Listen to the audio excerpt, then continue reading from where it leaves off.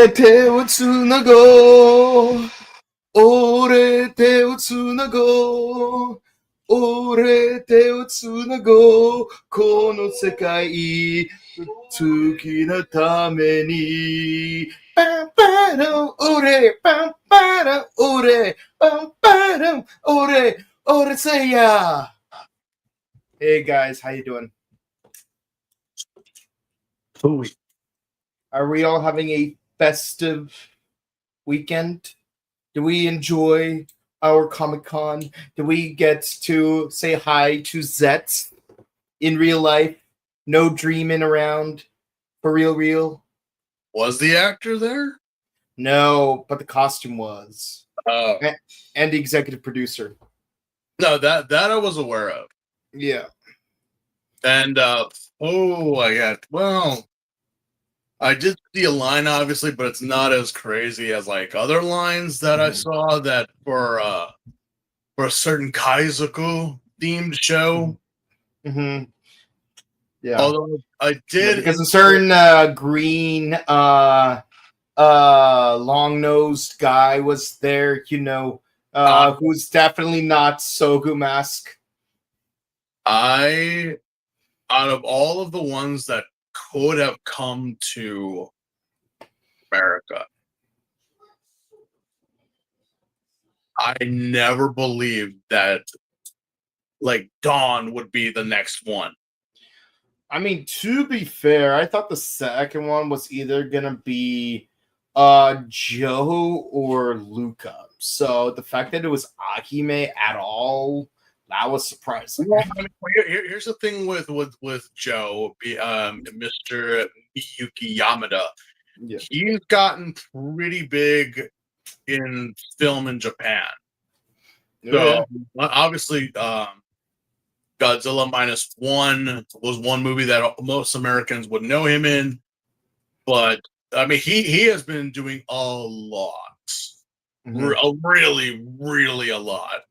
Oh yeah, no, Yuki Yamada being in Godzilla -1 is the equivalent of Yoshi Sudarso being on Bullet Train. It was so crazy how I'm in the Sands, obviously. Yeah. And I went to go see -1. And there was at least a good, portion of people. And in the background, when they introduced the main cast on the boat for the first time, and it was like, I kept looking at the kid, and I was like, I know that face. And of course, there was like all these people in the background, like also talking, like, who is that? We don't know. Like, and finally, it's like, it just popped in because he took his hat off, and I was like, that's Joe. That's Gokai Blue. And I was like, and of course, I was like, my brother's like, everyone back behind us is still wondering like who the kid is. Like, they're like, well, they know him. And I yell in the theater, it's Gokai Blue from Gokaiger. And like, I'm like, no one's going to know that. Everyone was like, shut up, shut the fuck. Like, Gokai Blue is fighting Godzilla. I'm like, oh, so you guys are here. There are a few here. Yeah. So I was like, yeah, also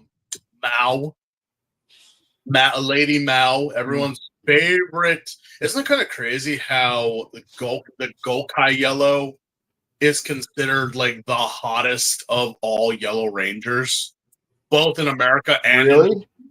Yeah, apparently there's like, if there was a poll ever like of hottest like yellow females, apparently Luca and oh my god, what's her name? Not Emma. No, Gia. Emma, Luca and Gia are like the top, like number one of hottest Yellow Rangers by most people's lists. I'm guessing it has to do with Gia's actress like looking the way she does and the maid episode from Gokaiger. I don't know. Well, I'll say this. The Disney era had the best Yellow Rangers. Plus Wild Force. Just saying. Well, yeah, one of them hooked up with Chris Hemsworth. before hooking up with the werewolf. Before it was cool. Before I was like, yeah, Yeah. you know what? She's got flexing muscles that she could say she hooked up with Thor before he was Thor. Yeah, but she also hooked up with Spartacus, so that is true. Yeah. But Final season. Yeah. Who would have thought we had both Gokai Red, Pink, and Green now? It would be something if they did get Blue and Yellow. Yeah. Blue and Yellow to come in. But obviously Mao is a big voice actress in Japan, and yeah. Now she's more likely to appear if like they did something for like Go Loser Ranger than if they did something for Gokaiger. The time has passed for Loser Ranger. I'm sorry, unless something else big happens that she happens to land in, and they're like, "Yeah, we need to bring Mao here now," which I think they have at one point. I think Mao has come to America. Maybe once or twice. I know that Maya Uchida did. And I was actually like, what the fuck? No one told me? No one said anything. Like, my voice actress wife, Maya Uchida, was here? Okay, fine. Don't tell me nothing. Don't say anything to me. Make my happy life with her in a cottage with 2 children and a dog disappear, asshole. But either or, I'm like, all right, fine. But he apparently dyed his hair blonde for the occasion. Yeah, I noticed that, and I think he even cosplayed as Sanji or something like that. Something, but I know like they were all like overwhelmed. Obviously, they like Yui and Ryota had gone to like Ranger like conventions, obviously.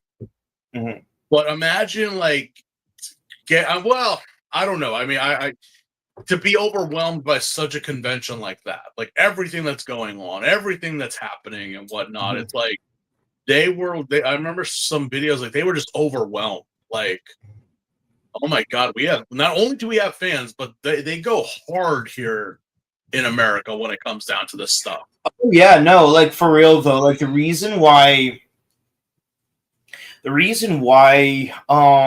what's her name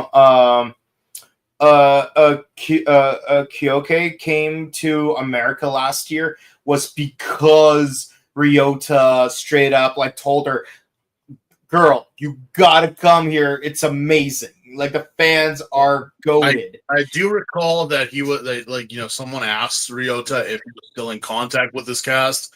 And yes, they still do talk, and they still it's a group thing, obviously. And obviously Furuhara Sensei had such a great time at Japan World Heroes that he kept coming back. He keeps coming back, and he just keeps coming back. Like at this point, he knows me by name.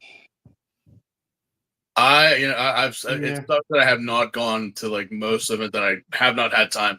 I did have time to go this time around, but I was so exhausted that I was like, no, I'd rather not. Plus, new financial decisions I had to make. So, but I mean, obviously that leads the door. Hopefully, the Gokai cast comes back next year. Hopefully.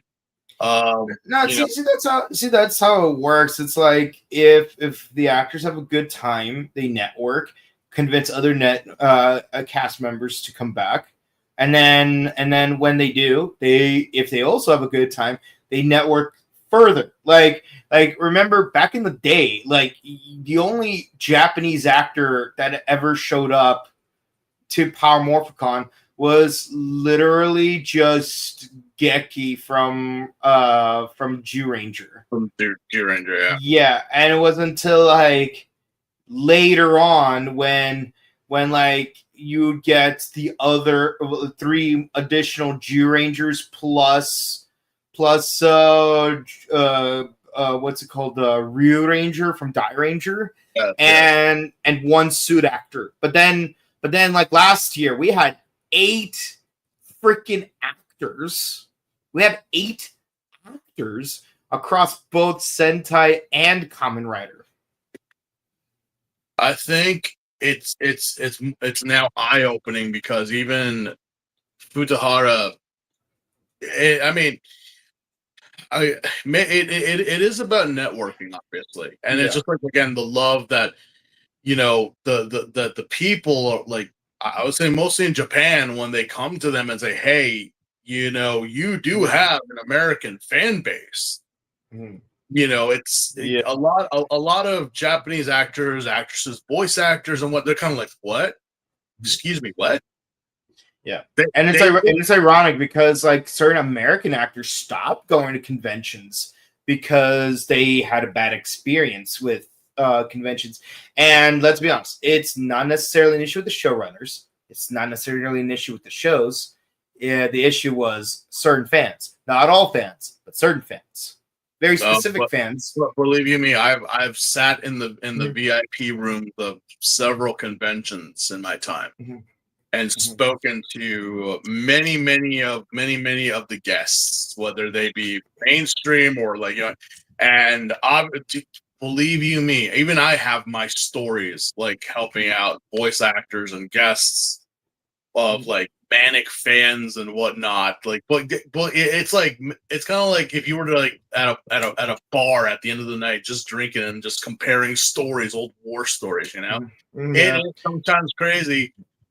And sometimes I kind of question what goes into people's minds when, like, that you would approach someone and do such things, especially It's crazy because like I remember one time I had to go back to my hotel room when the one time they were in Anaheim, and like because like I had like a very serious illness, so like I needed to keep retreating to the hotel room, and it just so happens that the elevator I boarded onto also happened to have Aaron Cahill in it, and then a bunch of other fans also boarded that same elevator, and basically I had to make myself a barricade between her and them.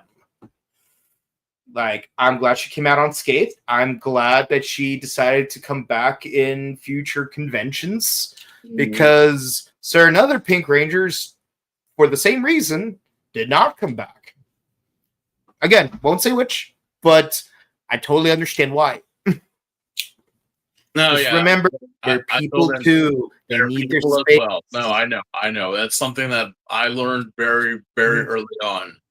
Yeah, it's I mean more so for like a foreign, especially within this case. Like, why would you?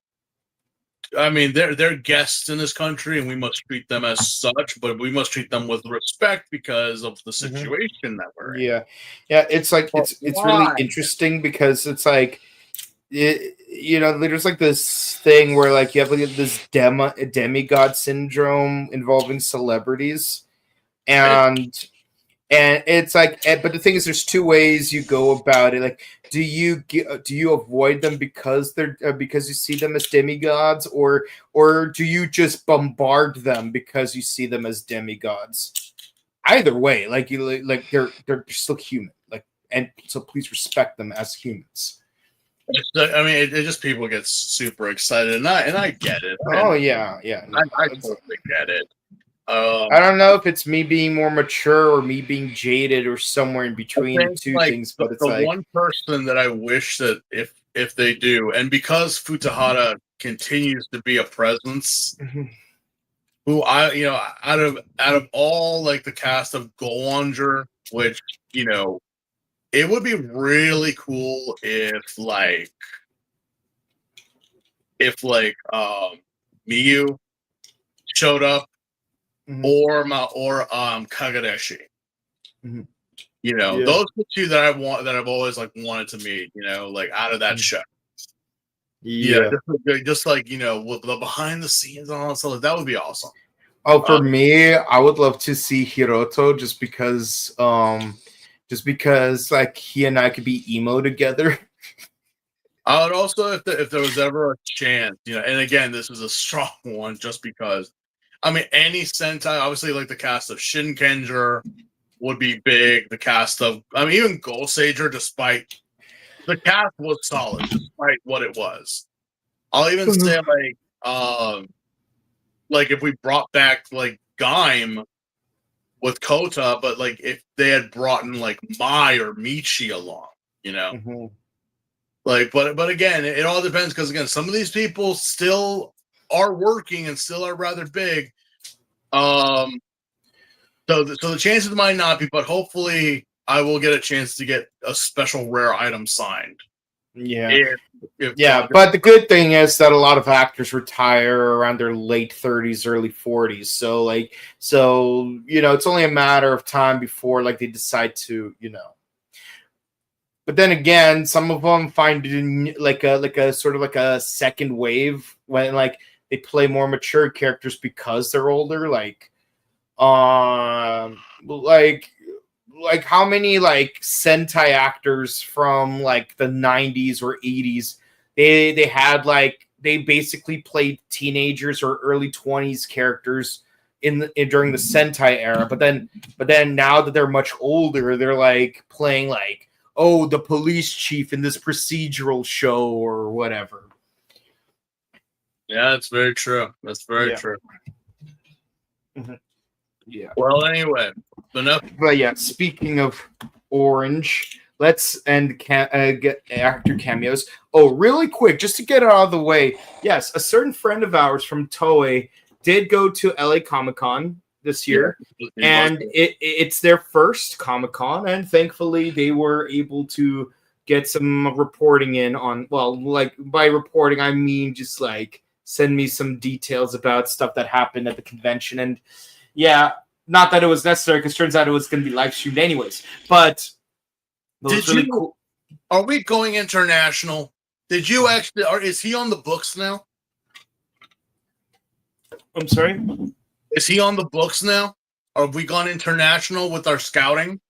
Oh no! It's more of like I help him out with one thing, and he helps me out with another thing. So it's like, man. But I'm not gonna lie though. I'm both jealous and apprehensive of Sakamoto Sensei, because it's like, like the movie The Menu, where it's like you want my fame, but you don't want my life, that sort of thing. Yeah, it's like one of my favorite movies as of recently. Yeah, I want to be as good of a stunt coordinator as Koichi Sakamoto, but I know I'll never be as good as Koichi Sakamoto.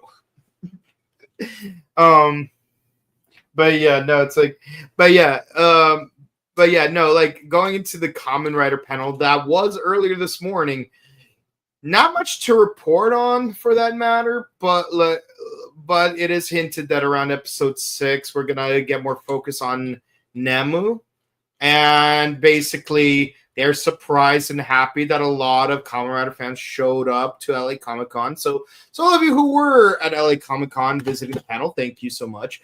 And hopefully this does mean that in the future we will have more releases for Kamen Rider in America.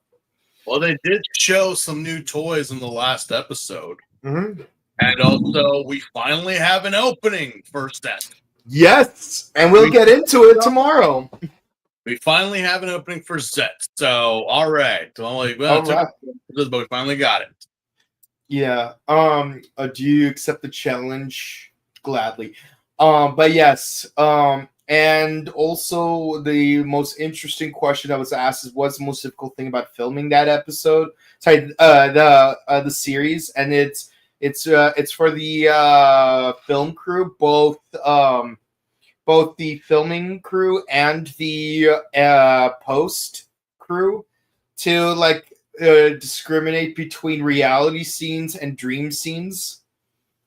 Okay, not to go on it too much, but I was actually confused watching this episode that's streamed about wait, are we in the dream or is this real life? I know that he has his contacts on, which gives us that illusion that we are in the dream world, but it's also like wait. Are you sure? Because since what happened last time happened, it kind of seems like the worlds have now been. It's kind of like that whole Kiva thing where it's like we don't know if we're in like 86 or 2006. Oh yeah, no. Well, the thing is with Kiva, they at least tell you. No, they stopped after a while. Remember, they stopped. Other than you seeing Otoya and Emmy, you were like, wait. Oh, we're in 86. Oh, now we're back to Wataru and Megumi. Okay, yeah, no, but it's like they did that, but then they stopped. Here, though, it was like, wait, is this actually happening, or is this like? Until we started going into Inception level territory, I'm like, all right, fine, okay. Yeah. But, So So what's really funny is that the entire crew are just as confused as we are. So much so that they said, we hope you, the fans, aren't as confused as we are. Yeah, it's really is confusing. Like I'm like, wait, what? But you'll hear about it tomorrow when we do speak of it. Yeah. But we're not here for that today. Yeah, no, we're here to do a different changing of worlds. That is, we're here to discuss the summer film Kamen Rider O's Wonderful, the Shogun, and the 21 core medals. And much like a lot of the movies at the time period, yes, they come with their own set of net movies to promote the film. In this case, there's 21 episodes, and I did just watch all of them. And yeah, these were actually kind of funny. Honestly, I like these.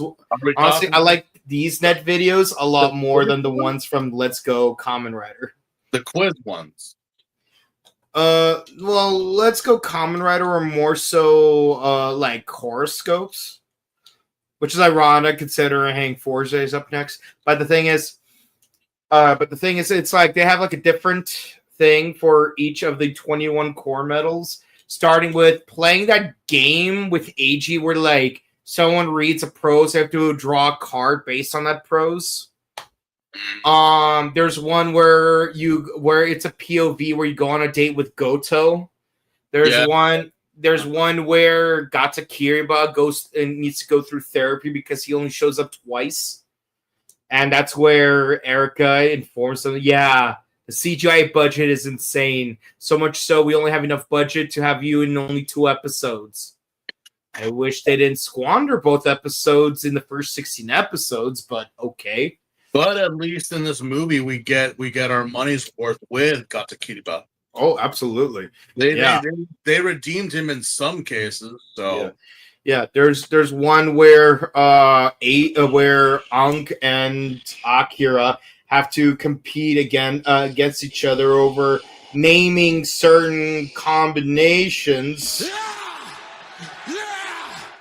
Of course, Akira ends up cheating, so he loses 100 million yen. Oh, hell no! But you can just get a top knot and fix it. Oh yeah, he could. And there's one where Erica gives Gamil a makeover in order to impress Mezul. But at the end of the day, Mezul doesn't want a chat. She wants a simp. You really think a cute girl like that wants an alpha red pill chat? Guy, I don't believe in that crap, but I even know how the game is played. Especially since she's a dom. Yeah, you think a dom wants another dom? No. You nuts? That's like it's like positive and negative. No, have you not watched Akiba Ranger? Now there could be like a thing like from Trinity Blood, like Father Night Road, where it's like, oh, you're a dom that dominates other doms, but good luck finding another dom to submit to you. But it is what it is. That never works. But yeah, this movie is quite interesting because we get a mix of genres in this movie. And we get a crossover, as it turns out. And also, what was up at this time? I mean, if you know, you know. But for those who don't, at this point in time, there was a lot of like feudal Japan type theming in Sentai and Kamen Rider at this point. Oh, yeah, no. Whenever time travel is involved, Kamen Rider loves doing 2 things. Dinosaurs and Edo Japan. Those are the 2 things. Dinosaurs and Edo Japan. Dinosaurs and Edo Japan. Kamen Rider Geo, very first episode. Dinosaurs and Edo Japan. This movie, dinosaurs and Edo Japan. At this point, you may as well do like a thing where like you have samurai riding on dinosaurs and just make that like a series. It doesn't even have to be a tokusatsu. It could be like a straight up chambara. There was a chambara film where a Japanese army from World War II ends up time traveling to feudal Japan, and then they use their 20th century technology to help fight in the Sengoku War or something like that. But now imagine that, but instead of tanks, it's dinosaurs. It's so weird because again, we had like obviously Deno and all that. Shinkenger, obviously that was their theme, but also Go-Onger at the time did also because of the different worlds they had. Go-Sager did, Go-Kaiger did, Go Busters did. I think Kyoryuger did, along with Tokyuger. And then, of course, all the Kamen Riders also had their own themings in feudal Japan. There was just just a theming that was going on at this point in time. As of right now, I haven't noticed it much. Mm-hmm. But it's like, there always had to have been something to do with the Edo period in Tokusatsu for some reason. But again, as for if you may or may not know, because Tokusatsu, and they did mention it in Power Ranger, I think it was season 2 or was it 1, where they explained that Tokusatsu basically follows the rules and traditions of Kabuki. Yep. Where when you see two warriors fight or two kaijus fight, when they cross, it's this one that wins. It's always the one. The right side rule. Though it's the right side rule, and then the traditions, obviously, the poses, the henshins, the stanchions, like that comes from Kabuki. So it's like, it's like when I was younger, and by younger I mean like 5 years ago. Like I always thought that like the Kabuki aspect, it was just like inspired by Kabuki. Like you have like general like traditions and like you just modernize them. But then when you watch Ultraman 66, it is straight up Kabuki. Like straight up Kabuki. It's not even inspired by Kabuki. It is literal Kabuki. Literal. That's mostly what a lot of the, if you look at a lot of your Sentais and Tokusatsu, they do, because again, in this show, we've noticed that when Eiji does his rider kick or a finisher, he starts on the right, and then, but if he's on the left and the button down, it's like, yeah, he's gonna lose. Well, in the TV show, yes. So in the movie, it can go both ways, because here, there was one scene where he starts on the left side and still defeats the opponent. I mean, yeah, it pretty much is that. So it's like the premise of like, and again, I still say it, and it kind of still pisses me off when people say that Toko has nothing to do with Japanese culture or like anime is like, yes, anime is king. Let us not deny that. The media and all that stuff, obviously. Okay, look at Demon Slayer numbers right now. That you dethroned Pokemon the first movie and all Miyazaki films and gross Demon Slayer. So, bravo.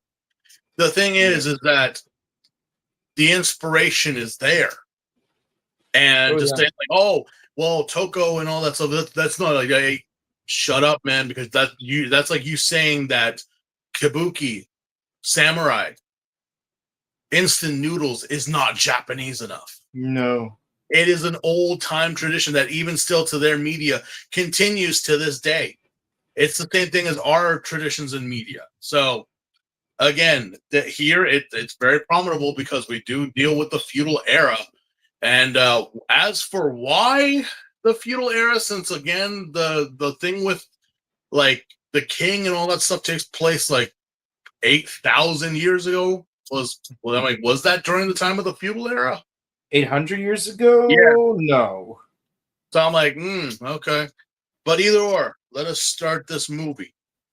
Yes. So the movie starts off in Germany.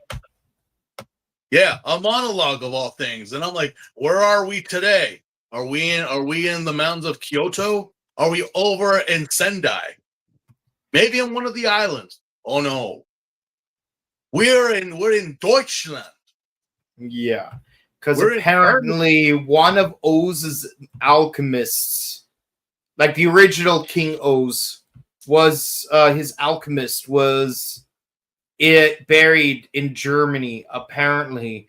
Weird. You'd think Lost Ankh would be the one buried in Germany, considering that his theme song is in German. Der Schnitt von zwei Wünsche, eine Listung von zwei. But no, it's actually the alchemist that made the core metals. Again, you're looking at alchemists. Alchemy. In terms of history, that was more of a European thing than it would be like a China. I mean, yes, I guess you could say Chinese alchemists and whatnot, but again, being from Germany, especially the old countries, well, yeah, that makes sense. Especially that, we had sages and magic people make the core metals on behalf of the original king. Why not an alchemist? Because basically what you said is that the metals, the core metals, are essentially the essence of the animals that were based. So how did you get that essence inside a coin? Yeah. Is it that maybe you sacrificed a couple hundred tigers or a couple hundred hawks and put them all in this? Could these metals be somewhat related to a certain stone that a certain boy with a lightning bolt on his forehead was trying to find? And if you're talking about those two kids with the tin can, no, I don't know what you're talking about. Mm-hmm. Nope, I don't know. Who? The what brothers? I don't know them. Yeah. Anyway, so yeah, apparently Kogami and Erika are just digging holes in Germany because they're trying to find a missing core metal set. Is it canon? Dubious. Very dubious. I mean, officially, unofficially, if I were to bust out the CSM belt right now, it's there. It's there. It's just not canon to the show. Yeah, it's like this. Where does it place continuity-wise? Somewhere between episodes 36 and 37, because this is definitely after Mezul and Gamel were brought back, but definitely before Akira left. You can't even say that. Oh yeah, no, this is after Akira comes back. Spoiler alert, because at that point in time, yeah, no, Uncle, he would definitely not be hanging out with AG at this point in time. No, he would not be. But yeah, so apparently, I guess they might have stepped on the wrong slab or something. That a chain reaction happens, and out of nowhere, like a pop-up book, a giant medieval castle just pops out of nowhere in front of Erika and Kogami and his entire faction. Yeah, and then a mummy shows up saying, "Return the slab or suffer my curse." And of course, Kogami has to tempt fate by saying, "Curse? What curse?" Yeah, You'll be plagued by 3 metals, each worse than the last. And when they flip over, so will time within a certain range. Kogami definitely is a eccentric old coot that he really doesn't care what will happen. He just cares that he's along for the ride. So I'm like, okay, that kind of would be my mindset. But then he and Beth's girl Erika get kidnapped. But when they get kidnapped, out comes a battalion of Rem Fair attendees. Yeah. Oh, by the way, I love how she's like, "Can we go? Can we leave as soon as by tomorrow? Can we leave by tomorrow because I have a makeover appointment?" I'm like, "Honey, Darling, you know how long it took me to get from America to California, or from California to Narita, Japan? You ain't making it." Honey, it's 7 time zones away, which means you're looking at a 15-hour flight. It took me like 12 hours. Mm. And the dumbass me, I went to sleep the night before when I had a flight. I'm like, fuck. I'm on flight for 11 hours. I should have just and you can't sleep, right? I couldn't have. Thank God. At the time I had like my Game Boy and a copy of Legend of the N64 Legend of Zelda. So that kind of did tie me over. But holy crap! Not to mention the in-flight movies. I'm like, all right, I'm gonna watch movies that I have not seen before, and yeah. So, if you're gonna fly to Japan from California, don't sleep the night before. Stay up until you get to the plane. Then you can knock out. Yeah. I have flown to both Ukraine and Israel, and including layovers, like both trips would take 23 hours, including layovers. 23 hours. If you're just going from New York or Newark, and you're one-shotting it there, maybe 17 to 19 hours. But to get from LA to New York or Newark, that's another 6.5 hours on top of that. So we're looking at 23 hours if you're going 12 time zones. So I'd have to say to get from Germany to Japan, that's 15 hours. And that's if you're going eastbound. Yeah. It is any flight. I'm like, unless you're able to teleport Erika, you ain't gonna be making it, darling. Especially, Isn't it interesting how the flight going up the time zone is faster, is shorter in time duration than going down the time stream? Like always, like with any trip, it's like the to get there seems longer than coming back. That's a weird thing because going from LA to New York takes less time than going from New York to LA. I've noticed this in the last dozen or so times I flew between both cities. Every single time, LA to New York takes less time than New York to LA. And I'm not even factoring in but you have to change the time by 3 hours. No, that's not counting that. I'm talking like if you set a timer from the time you depart to the time you disembark, like the timer is gonna have different times, and like going westbound is always longer. So you're lucky that you get to take off 3 hours after you land. All I know is that it's more longer to get there than it is coming back for some reason. But yes, we cut to apparently this massive outbreak of Remfair cosplayers. Not only caused Erika and Kogami to disappear, apparently a giant slab from Germany just rises up like a saucer, but it's in the shape of a coin, and I guess just instantly transports itself over to Japan. Because next thing you know, we see Date, Goto, we see AG, we see Hina, and this giant castle is there, smack dab in the middle of Japan. Yep. What happened to all the property underneath it? Because it just popped itself right on top. I'm like, where did all that go? Or absolutely. Did it do like a new Tokyo 3? Like, the city just went underneath. The Ava units are launching both the buildings down. Yeah, now it's crazy that the entire city is underground, effectively. It's all underground now. It's buried underneath this giant castle. And yeah, we started an invasion of Remfair cosplayers attacking the city. But also a weird thing about this is we start noticing that there is a large, very tall, Lady Demetresque looking woman walking.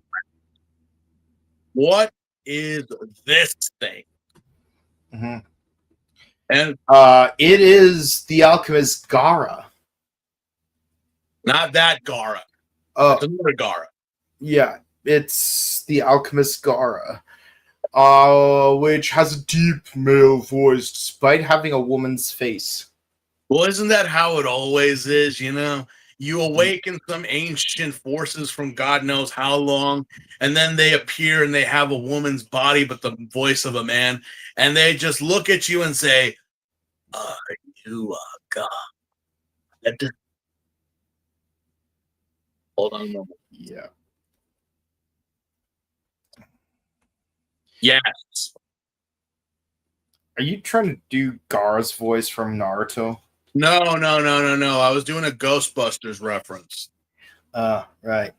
Yeah. So another thing that we find is in Japan, there is a Harlequin looking person prancing around with a booth and asking yes or no questions. And basically, they grant you any wish, but it comes at a price. Basically, your most cherished memory will be destroyed. I'm just kidding. No, that's Deno.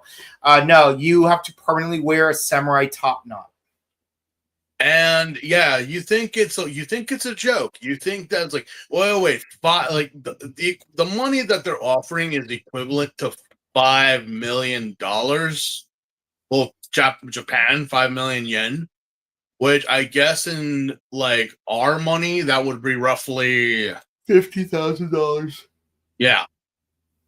So still quite a good chunk of money, and you got to wear a top knot For the rest of your life. the rest of your life. You can't, no hats, no wigs, no nothing. And also, it's kind of crazy how, like, you take a look at this Harlequin and you're like, huh, what? Very playful, very sly. I'm like, I've seen her before. Yes, you have seen her before. In fact, no, you haven't seen her before. This is her first time ever acting in a show. This is her first ever role. This is Karen. I always have a rough time saying her name. But basically, it's Akiba Yellow. Wow. That is Akiba Yellow. Now that I think about it, those teeth do look familiar. Karen Ogono or Ogino. That is Eumeria. That is Akiba Yellow in her first ever role. This is the first time she was ever in a show. She got casted as the Harlequin. And then a year later got casted as Eumeria. And that's accurate to say because this movie came out in 2011. And Akiba Ranger came out in 2012. Yeah. Same year with Go Busters. It's crazy. Go Buster 2012 was the year we had 2 Super Sentai seasons. Mm-hmm. Well, one was unofficial. Yeah. So yeah, make sure you say that because it's like, yeah, you cannot not have 2 Super Sentais in 1 year. It's not possible, nor will it ever happen. It's the unofficial Sentai. But yeah, this was Karen's first ever role. And again, just like with every other freaking movie there are cameos up the ass here. Especially let's start with one particular detail. Earlier, before we see anything, we see AG channel surfing on the TV, and once a show that he was watching was a certain Toei TV series about a Shogun who disguises himself as a Ronin. Yeah, and you could watch every episode on one of Toei's numerous YouTube channels. Yes, I forget what the name of the show is, but I was just like, I actually do know the name of the show. And again, the actor who was of that show is actually in this movie. Yeah, that show is Abarembo Shogun. and yes, it's a show about a shogun who's a member of the Tokugawa family. He's basically Ieyasu's great grandson, but like basically he has like a heart for adventure, and being a shogun like deprives him of the freedom to be able to do the exploration that he wants to get done. So of course he disguises himself as a ronin, and he like prances around doing ronin things and helping random people like he's a Japanese Atticus Finch. I think it's the same guy who's the Shogun in this movie, isn't it? It's Ken Matsubara. It is the same actor. Yeah, it's Ken. Yeah. In the show, he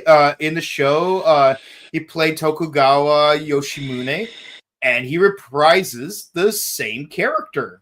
He's again, it's on the same payroll, but also because Toei is Toei, this was also, and again, I didn't know this until recently. This was actually one of Oda Sensei's inspirations for the character of Kozuki Oden in the Wano arc of One Piece. Because remember, for you One Piece fans, Oden was supposed to be the shogun of all of Wano after his father, and even praised by his uncles and other daimyos to do so. But he didn't want that, so he went around causing trouble, so he could be removed from said position. But he got removed, but he was never removed from the family. It's kind of like you go over there and you repent. He didn't get kicked out of the family, but what he wanted to do was to go out, be free, and journey the world, which that's the same thing as the character that Ken portrays. Yeah, so what's really interesting is that the series Abarembo Shogun, it ran for 30 years, and Kena Matsudaira played his character for 25 of those years. Mm-hmm. So imagine like someone from like the original cast of Shortland Street actually playing the same character for 25 years. And then reprising their role for a cameo in Kamen Rider X8. Well, I mean, he honestly did do, and he does make himself a presence here. And what's really interesting is just like in the show Abarembo Shogun, where he sang the theme song to his own show, so too did Ken sing the theme song of this movie, Ore Te wo Tsunago. Mm-hmm. Yeah, which is very prominent on any type that you see on this media for this show. But yes, we have that. We have also a cameo. Did you know that a certain Orphanok also shows up in this show? Yes. Yes. So again, like I said, the Harley Quinn was played by Karen, and she offers obviously that sum of money. It's like, oh, but you have to wear the top knot, and everyone else is just like, are you sure? Are you for real? Until one character just by the name of Rocker shows up, and he's just a guy with the guitar, and he asks, you're not joking, right? You're not joking when you're saying this. Like, you will legitimately give me the money. If you agree to, yes, I will pay you the money. And it's real money. It's not counterfeit. And it happens. But who is this guy? It's Matsuru Kirashi. It's Kaido from Fies. It's our best boy. It's what's his face from Shinkenger. Juzo. Yeah. This man has been in almost he, along with Tsubasa from Maji Ranger, has cameoed or been in, because again, he was in Gaim, he was in, like the X-Aid movie, he was in Ghost.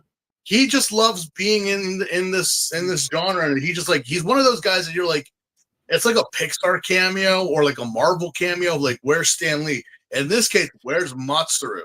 Where is he? It's really fun. It's like when you think of all the tokusatsu actors that keep coming back but playing different characters, you can't help but think to yourself, wouldn't it be interesting if in Power Rangers, Jason Frank, may he rest in peace, would keep coming back on the show, but as different characters.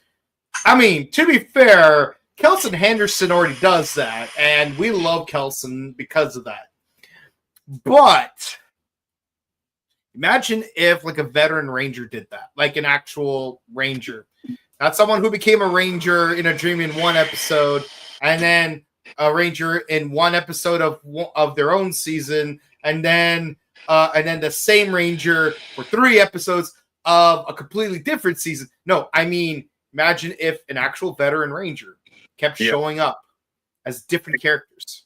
But again, you know who else makes a cameo in this scene?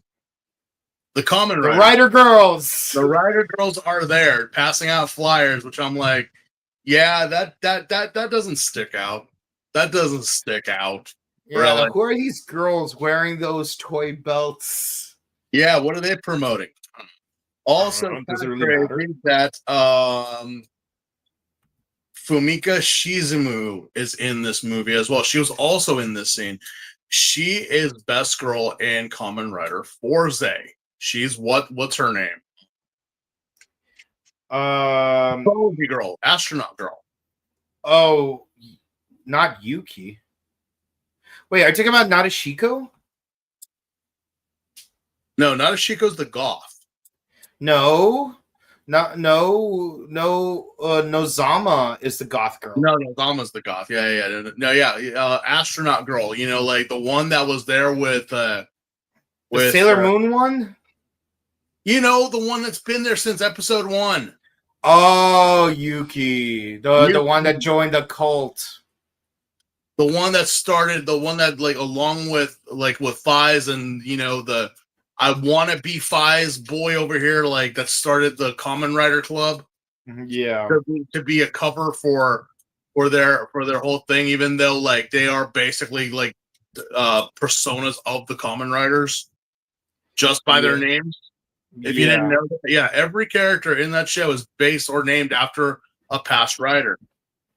So there's just so many cameos in that it's ridiculous just to name them all off. But but the Kamen Rider girl is definitely the weird one because like you got one with the Kifa belt, one with a Deno belt, one I assume with the Blairauser because she has cards on her head. If you actually notice the one that's facing the camera, she's wearing an O's belt.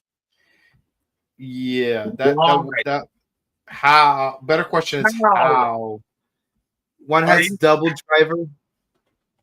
Okay, I'm like, well, at least the one wasn't wearing the Forze belt. I'm like, wait, where'd that come from? I don't know. It's a kid, a little, but either or, it's one thing, it's kind of like putting the little ball of a little snowball rolling down the hill. The minute that Matsuru did the top knot and everything, and he confirms that the money is real. Everyone to their grandmother is jumping on this train with the Harlequin. Yeah. Oh, but he's like, I don't mind having a top knot. I just put a hat on. But then what's it called? Nope, the hat just ejects. You're not allowed to. The rule is for the rest of your life, you are to have a top knot. No hats, no wigs, nothing to cover up. You will forever rock the top knot.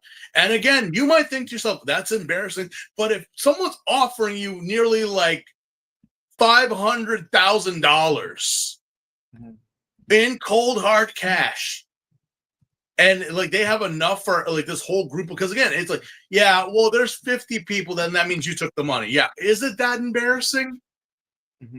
I mean, is it embarrassing? Like, oh, if you were the only one, I would get it. But I'm like, there are a bunch of people getting like $500,000 and wearing top knots. I'm like, hey, why would you stop at $50,000? When in Rome, I say. Why not just get like $2 trillion? Again, it's that whole saying, like, how far will you go for money? And if it means just getting your head shaved, that's probably the most easiest money you'll ever get in your whole fucking life. Yeah, just don't squander it. Yeah, which most people will, but I know. I would be smart with it though. But again, I'm just talking out of my ass at this point. But yeah, we start. It started getting crazy. But we also got introduced to a little boy. We have a Kenny. He's missing his mom, but we need to have an obligatory child cameo. And the child cameo is... We don't know. No one in particular. Yeah. What's the kid's name? You gotta scroll down for this one. Q, isn't it? Let's see. Let's see. Introducing movie exclusive other characters. No, that's Yuki Ujima. Where's the other character? I want to say his name. I hate when the wiki just keeps jumping up and down when you're trying to click on a link and like it's just not letting you do that. Let me see here. Let's see.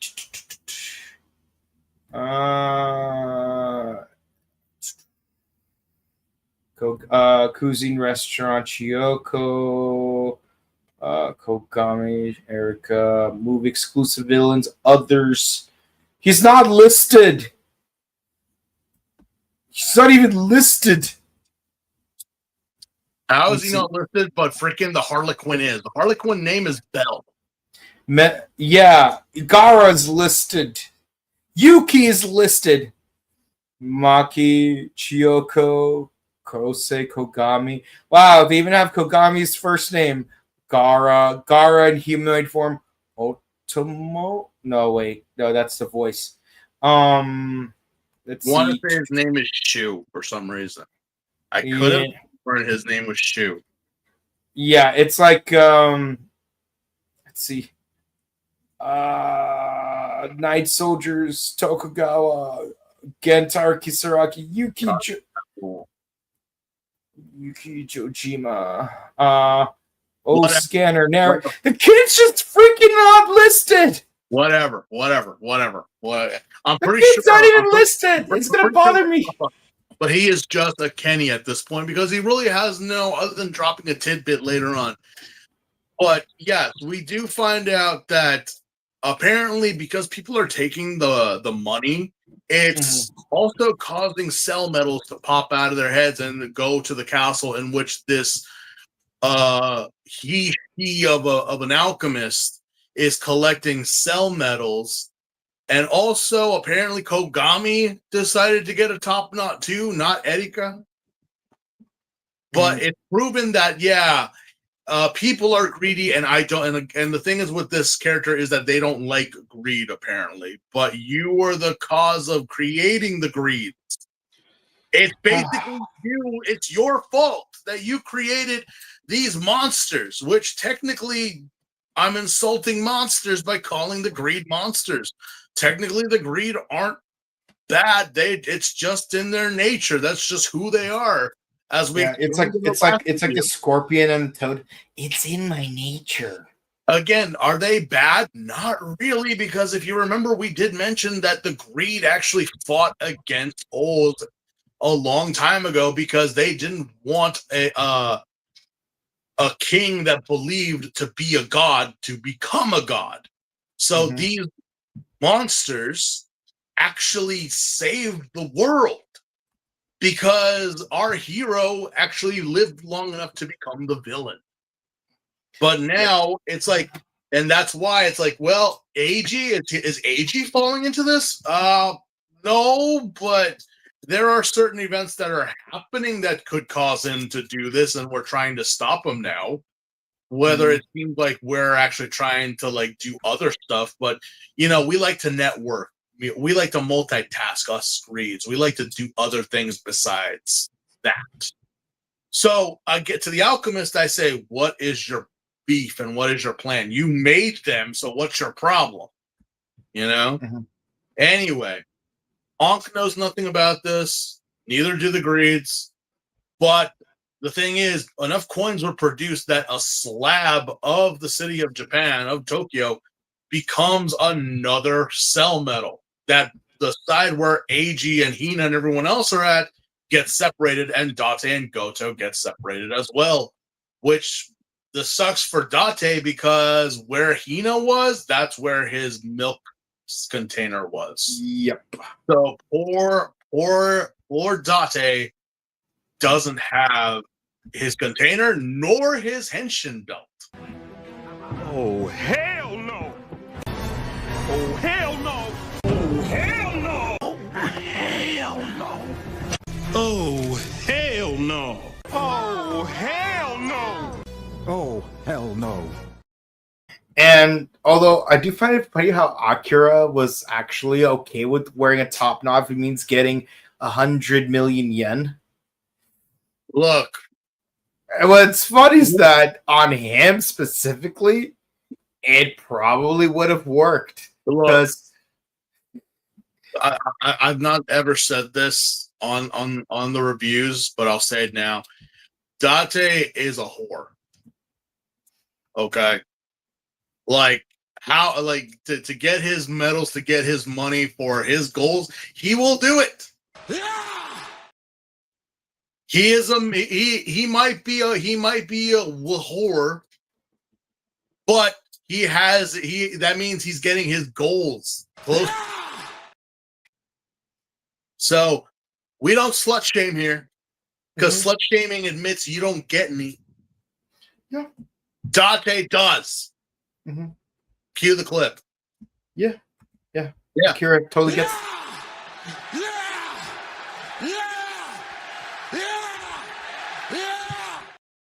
You telling me that guy don't get none? Are you stupid? Go look at his Instagram.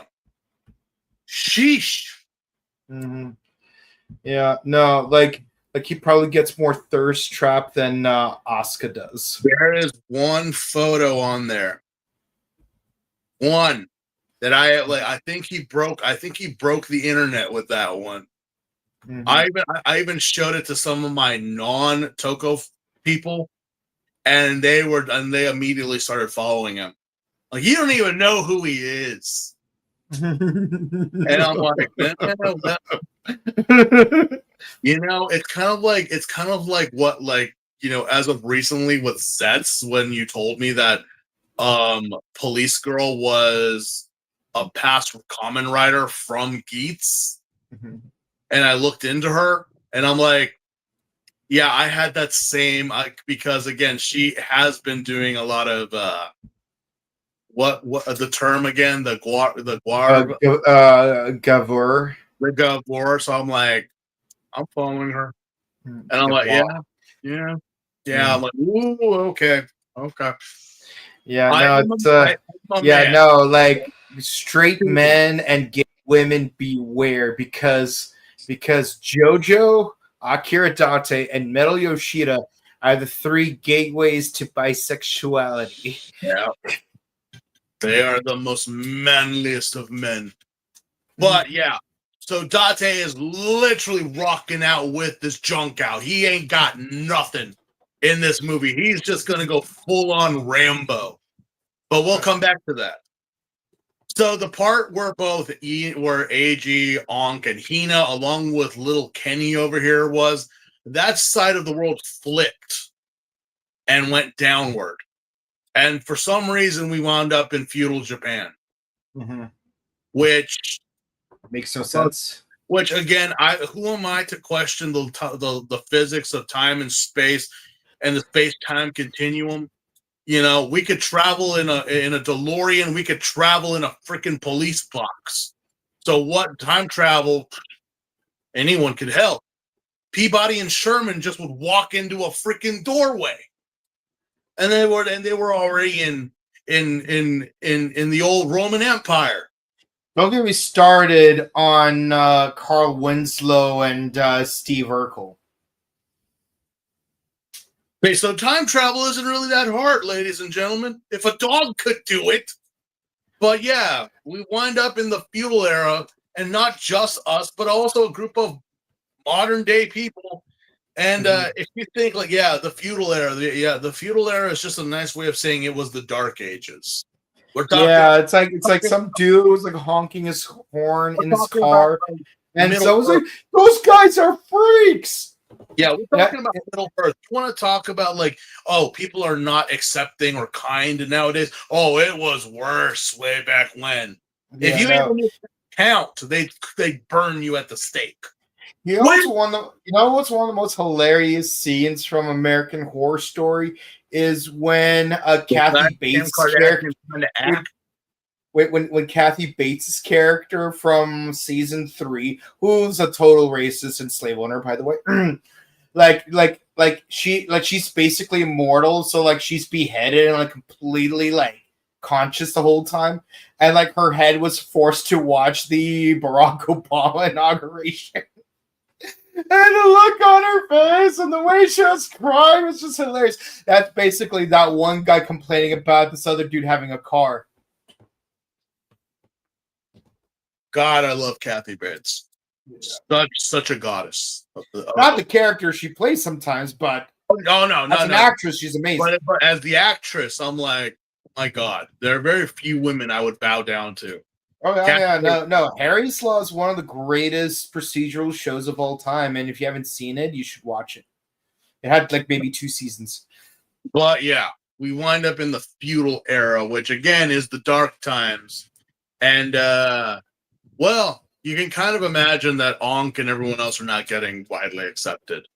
Although we do get an invasion of the English, because again, these random Ren Fair cosplayers invade, and it's up to Eiji to save him.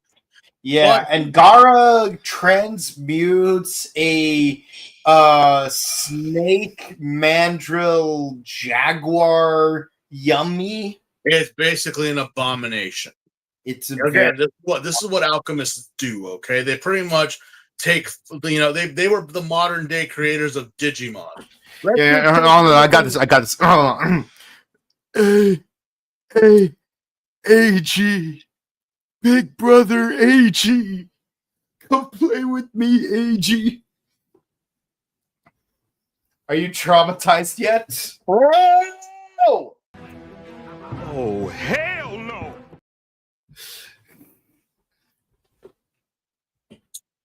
Yeah. So of course, AG can't do squat, but he. Oh, by the way, apparently, it's my understanding that they left the metal case behind. So the only metals they have access to are literally the ones inside Ankh's arm at this moment. Yeah, because the Harlequin actually took the medals and gave them to our very tall Demetresque-looking alchemist. So, yeah. But yeah, what they have is Ankh's medals. But again, here's the thing. And then like freaking that Jaguar skull thing can also rocket punch and bite the Kujaku and Condor medals right out of Ankh's arm. So, out of character for our best tsundere husbando. Yeah. Because I'm thinking he's gonna run or he's gonna like whatever. No, he literally pushes Hina and the boy out of the way, literal Messenger Z rocket punch to protect them, only to lose 2 of his core medals. And that causes him to be very weak and almost die. But again, AG isn't left because again, we do have Akira's belt and his milk tank. So for the first time ever, AG actually becomes Birth. Yay! And this is also the first time since Fies where we have a character become every writer from their season. Yeah. AG has been officially Ols and Birth. Yes. But again, by circumstance only. Imagine if Date still had hit about AG would obviously fight regardless. But because of that, they wind up winning. But the feudal people kind of look at them like freaks and monsters because, again, the transformation and everything was like, they kept calling him a demon and Oni, only for a certain Ronin. A certain Ronin's like, hey, I saw this man. He protected a child. And Oni wouldn't do such a thing. You bums from getting blown to a cinder. Why are you guys trying to kill him? He saved you. And of course, yeah, obviously they all kind of just shut up. Like, still a monster though. Yeah, so are you guys. So shut up. The feudal era was not a cakewalk. I'll tell you that much.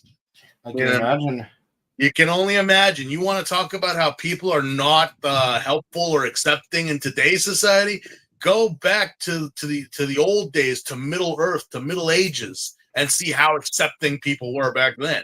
Oh yeah. And you thought it was just bad that you don't have technology? Have you ever seen the movie Onibaba? Like, if you happen to die in the war, your best friend will sleep with your wife. It still does. It still happens to this day. Yeah. So. Oh, and your best friend is a deserter on top of that. Mm-hmm. So, because of this certain Ronin, they are let free and let to go. But poor Ankh is hurt. Best girlfriend bird is hurt. What do we do? Poor Anki. Is that the Coast Kasura over there? It looks like the Coast. It looks like the Coast Kasura. But there seems to be a very outdated Edo theme to it. And before anyone says, "Oh no, this actually is the Coast Kasur." Apparently, it was on the side that they were on, and well, Chayako, being one of the best girls in this show, is not shy of making lemons into lemonade. You know, yeah. business will continue. I mean, that's one thing you can appreciate about O's. It has no shortage of best girls. Like freaking, like you got 3 of them right there. You got Hina, you got Chiako, you got Erica, all best girls.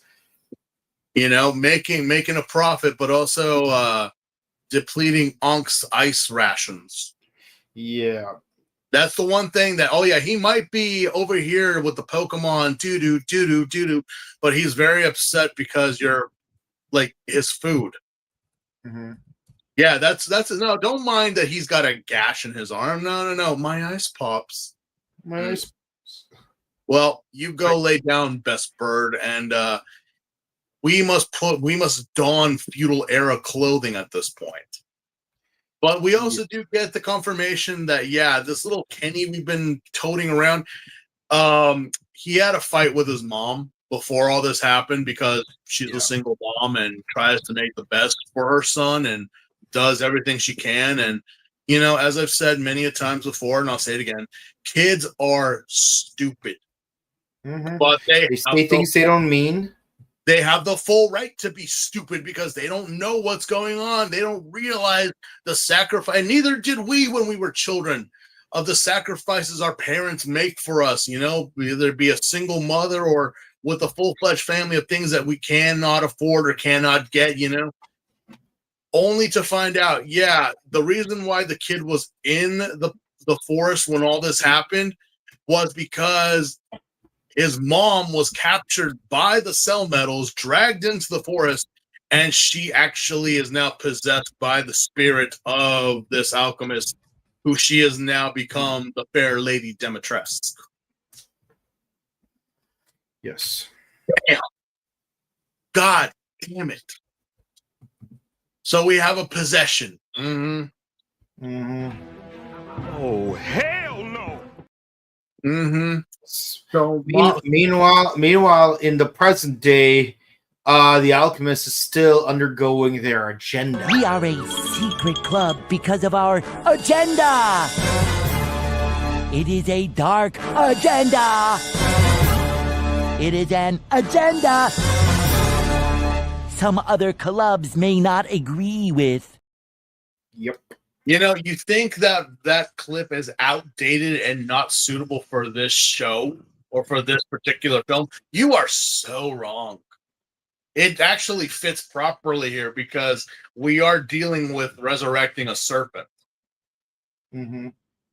Well, yes, the continuation of producing more cell metals. Why are you creating so many cell metals? What's the purpose? What are you trying to gain? Well, why else would we make cell metals?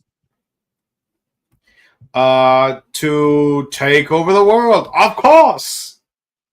But there's something that they're trying to do with this that is like that connects with the secret snake cult. Yes. Yes. To quote another Billy and Mandy reference, destroy your soul! Destroy your soul! Destroy your soul! Destroy your soul!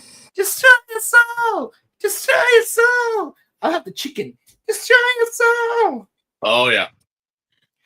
Yeah, So, and needless to say, Dr. Maki does not take too kindly to this. yeah, what Of why, all people. why is Maki here of all things? I'm just like, no, they just had to put him in here. There's really no reason for him to be here other than just this little cameo that he has. It's like, wait, hold on. I thought the whole point was that you wanted the Earth to be destroyed. I do, but I want it destroyed in a very specific way.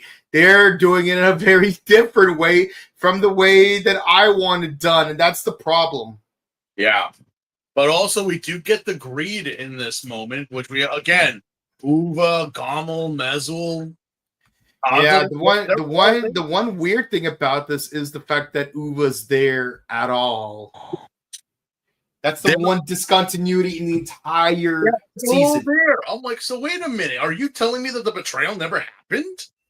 It's like in the entire film, the singular discontinuous thing from the series is literally the fact that Uva's there in the clubhouse with them. I guess they didn't kill him. I guess they didn't blow him up. I'm like, all right. But it's like if they just omitted Uva from the movie, you could legitimately say, "Oh yes, this definitely, without question, takes place immediately after episode 36, and just be done with it. And just be done with it."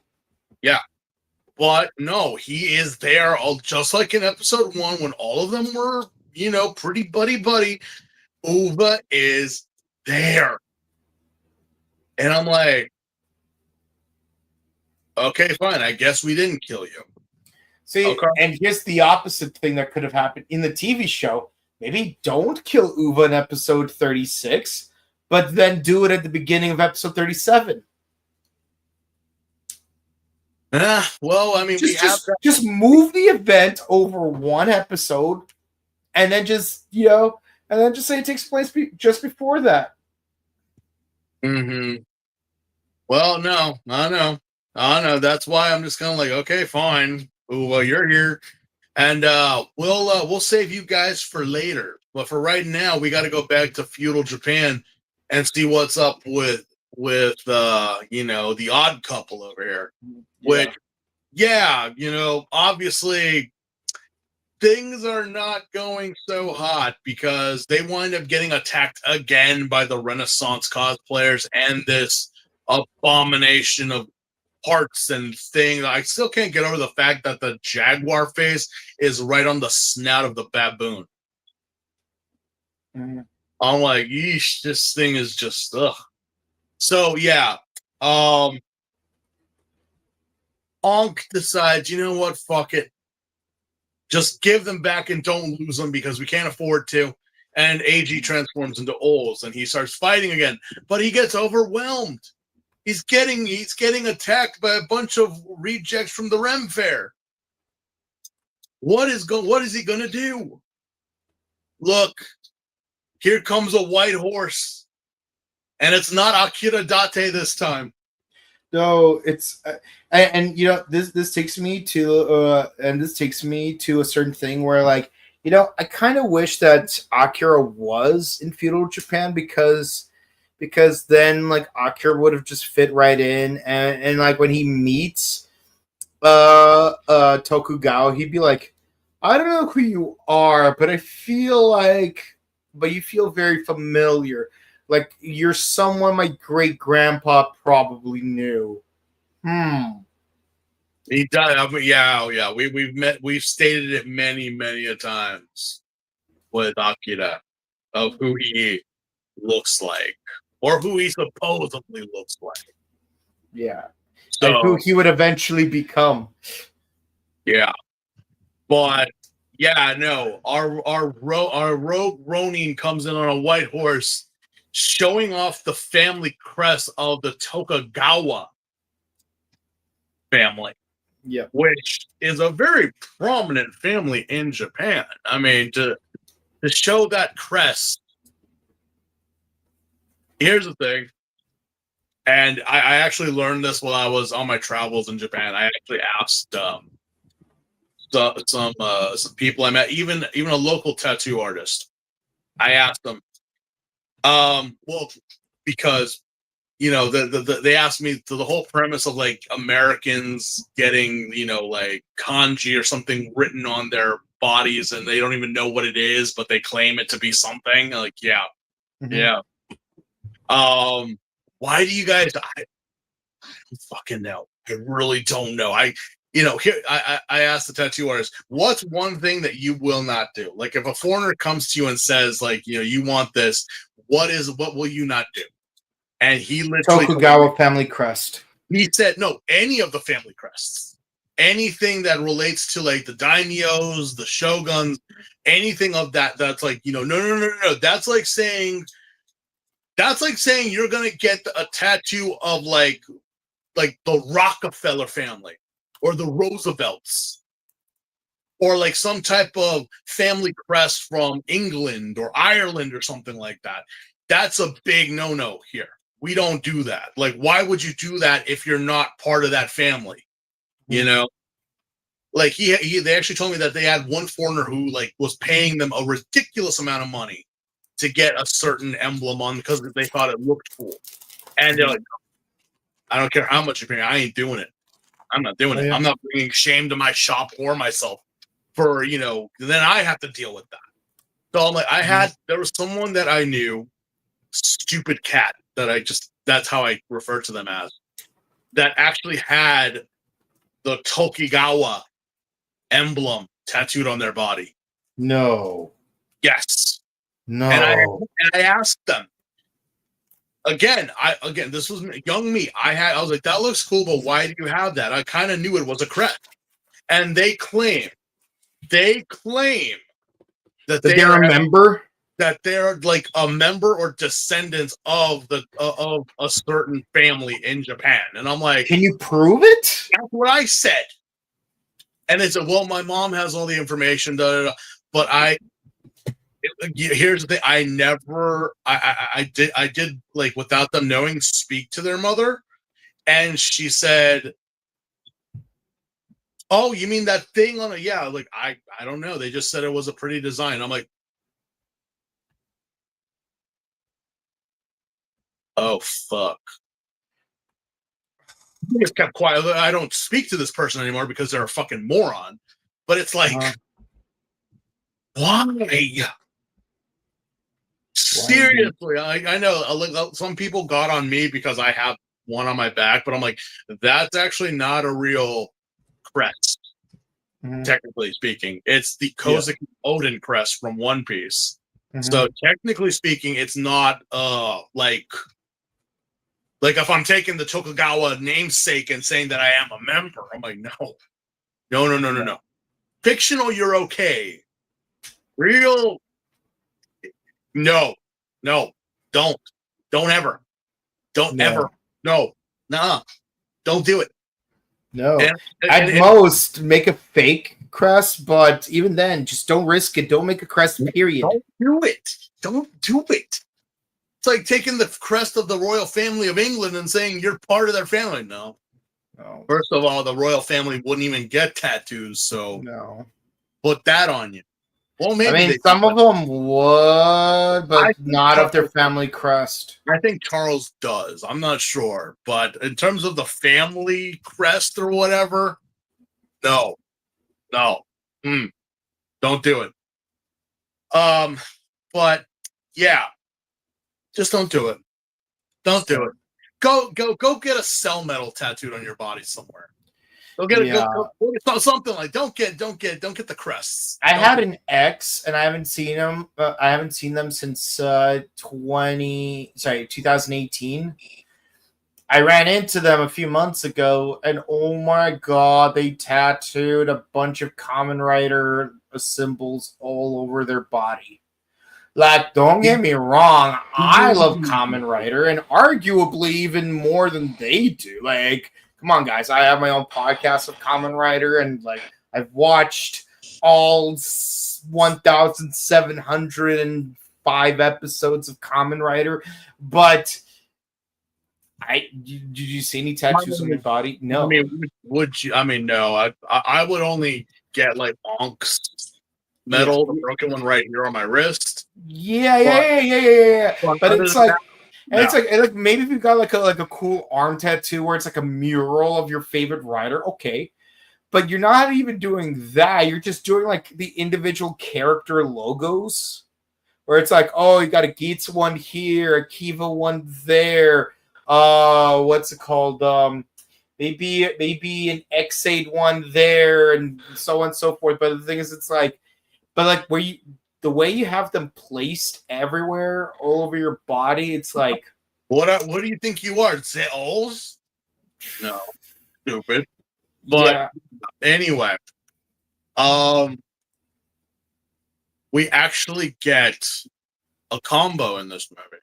Yeah. It turns out the Tokugawa family had like 3 artifact coins they didn't know anything about, but like our best alchemist couldn't figure out what they were for. But now I think I know what they're for. So he throws them the 3. Things. Oh, by the way, I didn't mention the agenda thing for a second. Okay, so basically, a second landmass got flipped over, and guess what? It's the dinosaurs. Yeah, we went into Jurassic Park for some reason.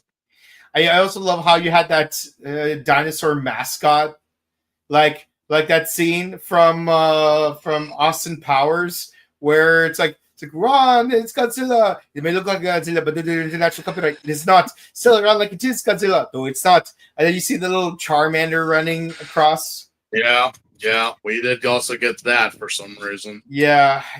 Gotta love Austin Powers 3. Very clever. Now, who has my father? Uh-oh. Someone has some daddy issues. Nothing could be my father from the truth. Whoop. Yeah. Not gonna go too deep into it. So deep, but God damn it, I love that movie. So the Tokugawa family had 3 core medals in their possession this whole time, which given to Eiji finally is able to fight. Which I forgot to mention it. Yeah, the monster, the kaijin in this is based on a mule. It's a yokai, pretty much. Yeah, it's a very fearsome yokai with, like, the characteristics of a baboon, a tiger, and the tail of a snake. So it's a chimera. It's a Japanese version of a chimera. I just can't remember how to say its name properly, but it is that. Mm-hmm. But because of these new medals that Eiji has, it's Cobra, Kame, Wani. Mm-hmm. Burakawani. There we go. There he is. Oh, is that the sick figure? That is a sick figure. So highly detailed, even a cobra head. Yeah, wearing a turban with a cobra on it. We have the insignias on the chest. We have the turtle shells, which are the shields that can be used. Could also be like another version of Segoljo, but more agile. Because obviously the legs are of a crocodile. So it's cobra, turtle, crocodile. Oh, yeah. And even so, it's like, for some reason, Eiji finds a flute on the floor. Which I'm like, what? So we have a snake fight. Yeah, we have a snake fight because this yokai is using its snake, which I'm like, when did it have a snake? The whole time. The whole time, I guess it did. But apparently Eiji has a snake too. But again, that's just a regular snake. That's a king cobra. Mm-hmm. And if you all know, king cobras are very, very vicious and very venomous. Yeah.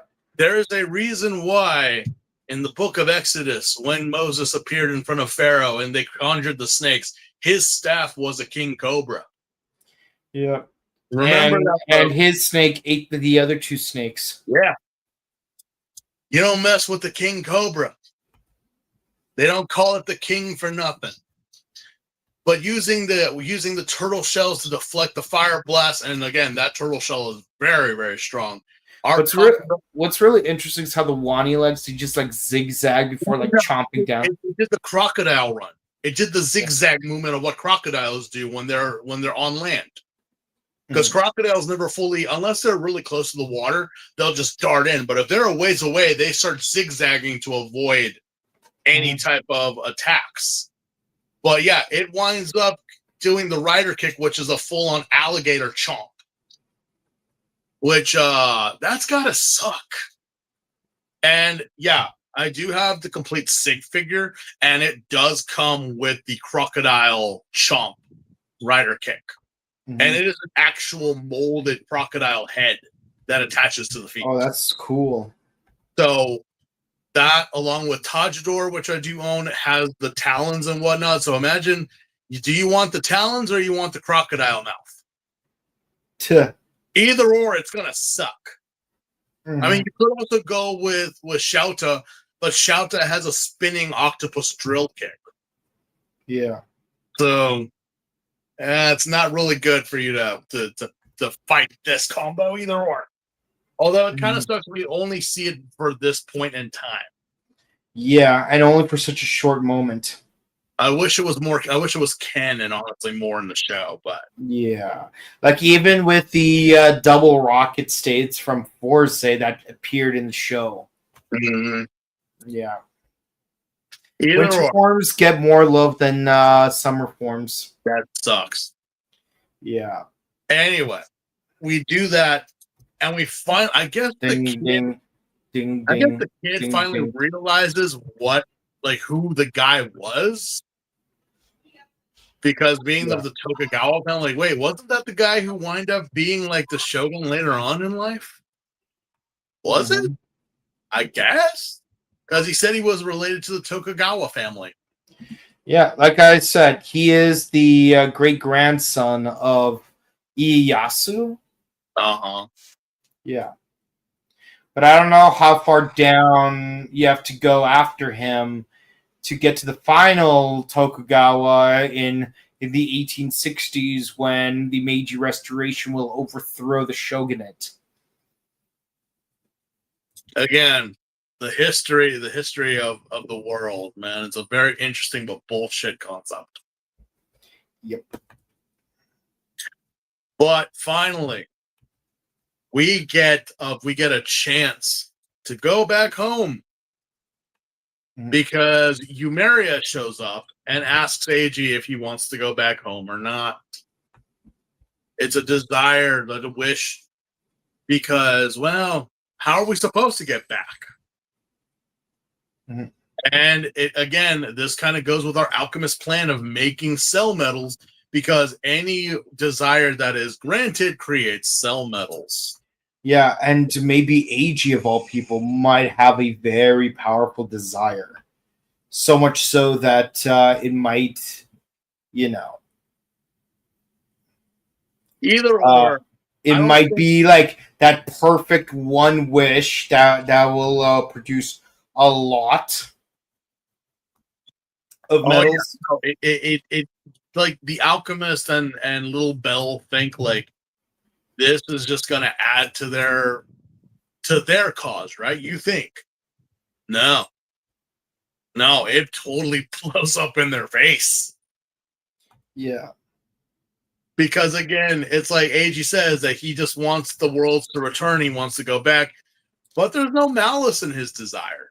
He wants everything to go back to what it was. Yeah. More importantly, there's like a Faustian aspect to granting wishes. And this applies always. Like, let's be honest. But like, it's like you're thinking, oh, top knot. But here it's like I will let you go home, but everyone else has to disappear. It's like I didn't want to go home without people who I consider to be my family. It's like, oh, okay. So so how about this? Yes or no? You get to go back home with everyone you deem to be your family, but everyone else disappears. It's like, okay. So Bells thinks, oh yeah, no, I totally got this guy. Like, yeah, like he totally fell for it. But then like no one disappeared. Why? Because to AG, everyone It's family. Shut up, Vin Diesel. You already made 10 movies that you have contradicted yourself so many times. But no, in truth, it actually is because, again, this is feudal Japan, and be as it may, these people could be related to you. If Very you want much to so. get like ancestry-wise, it's like, yeah, I mean, you may not be related to the shogunate, but everyone here, I mean, everyone came from somewhere, right? Yeah. So technically, it's like AG kind of got the whole the technicality of the wish that genies and most things that grant wishes don't like. You know, Robin Williams did a very, very good point about that in Aladdin. You know, Yeah. it's like, oh no, I never wished to get out of the cave. Remember, I asked if you could. You got us The out. ability to. You got us out on your own. Yeah. Yeah, technically that's what happened because AG's like, yeah, you and your father's like, no. Well, I was like, all right, yes, but you're asking AG. Okay.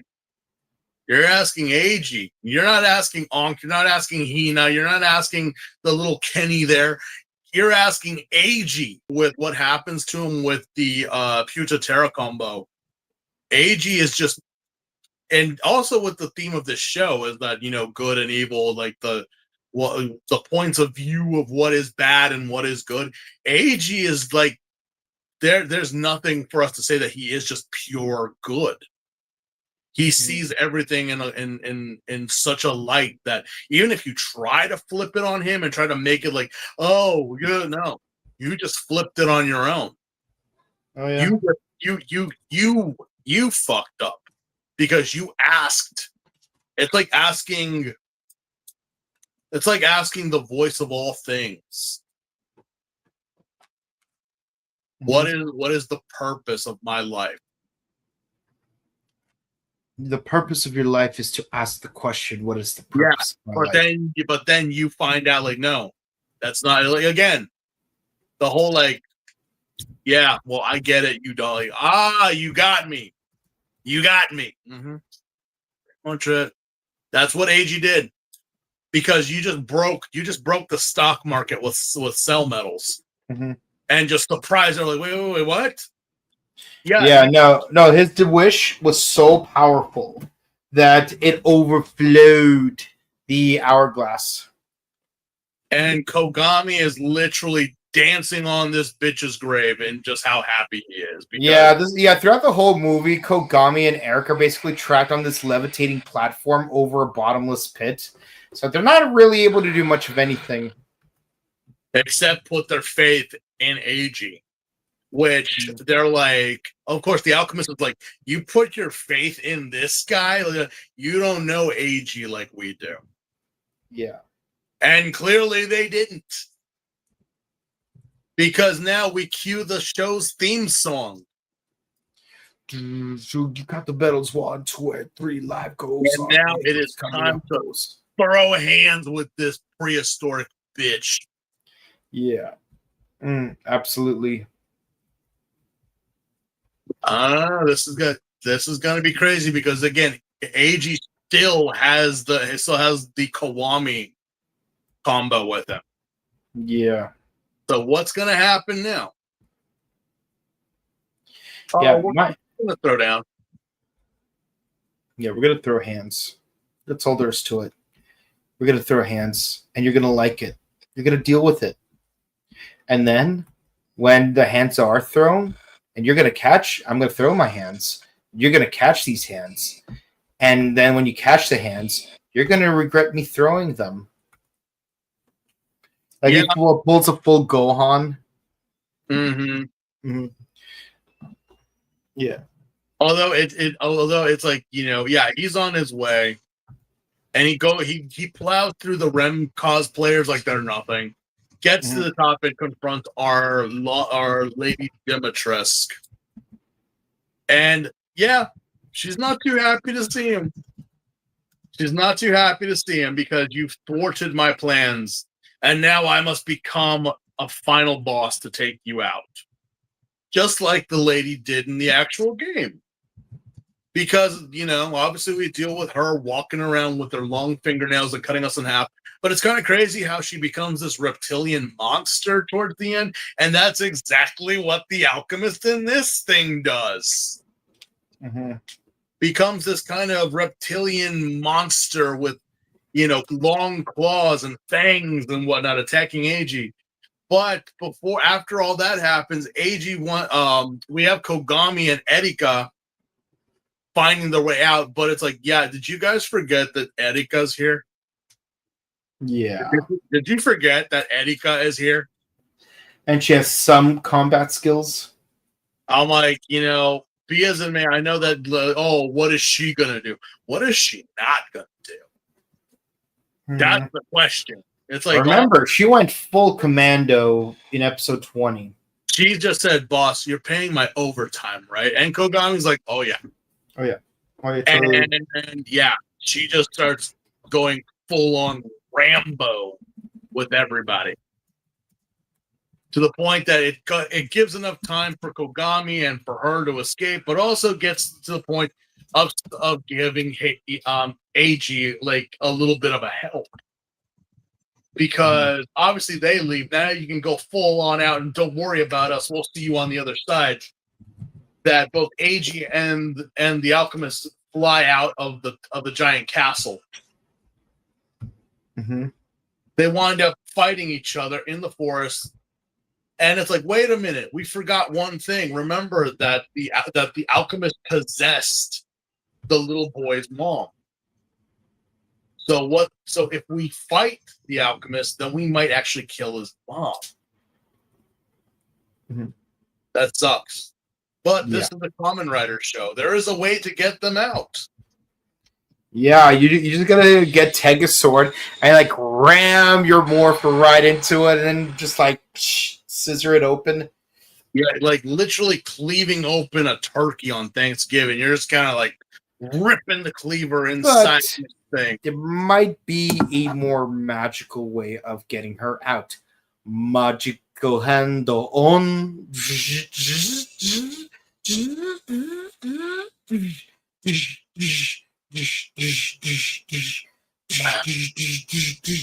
That's where we get our best boy from the next season.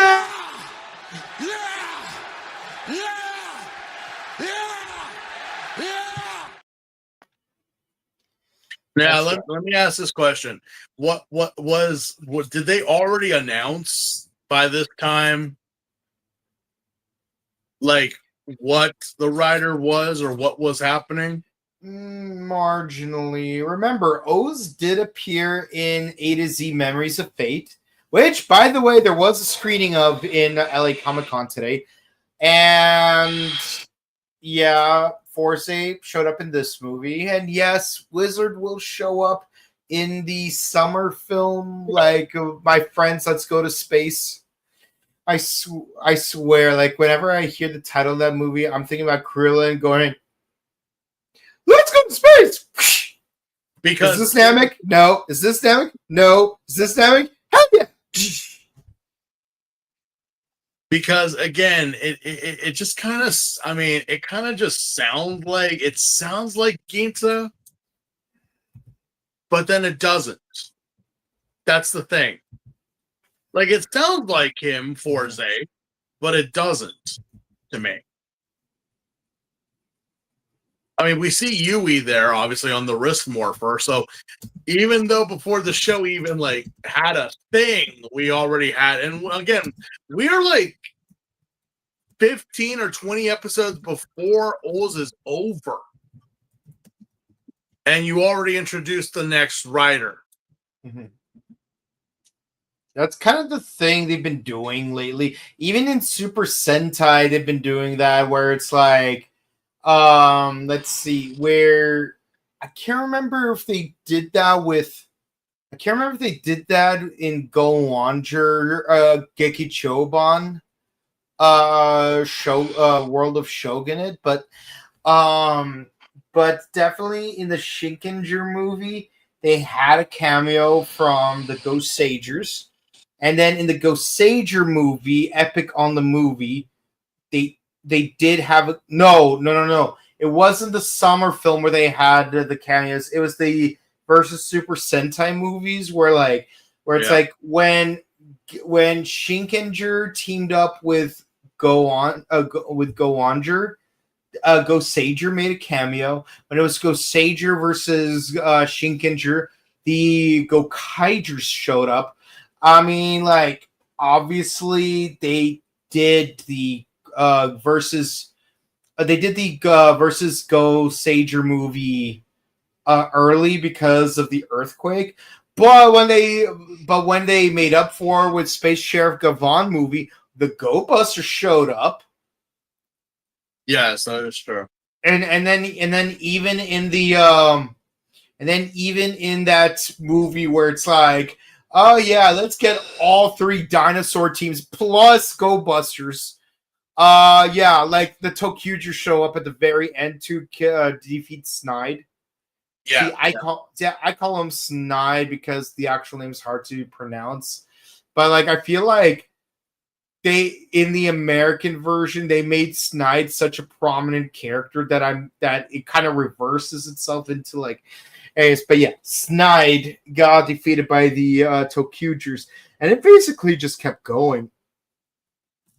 Well, yeah, no, I mean, to me, it's just, I don't know, because again, older Sentai, they never, it barely ever introduced the new rider or the new team, especially seeing Genboy not with his trademark hair in this little cameo.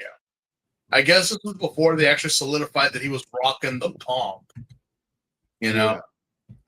So I'm like, no, that's him. That's definitely him. So I take it back.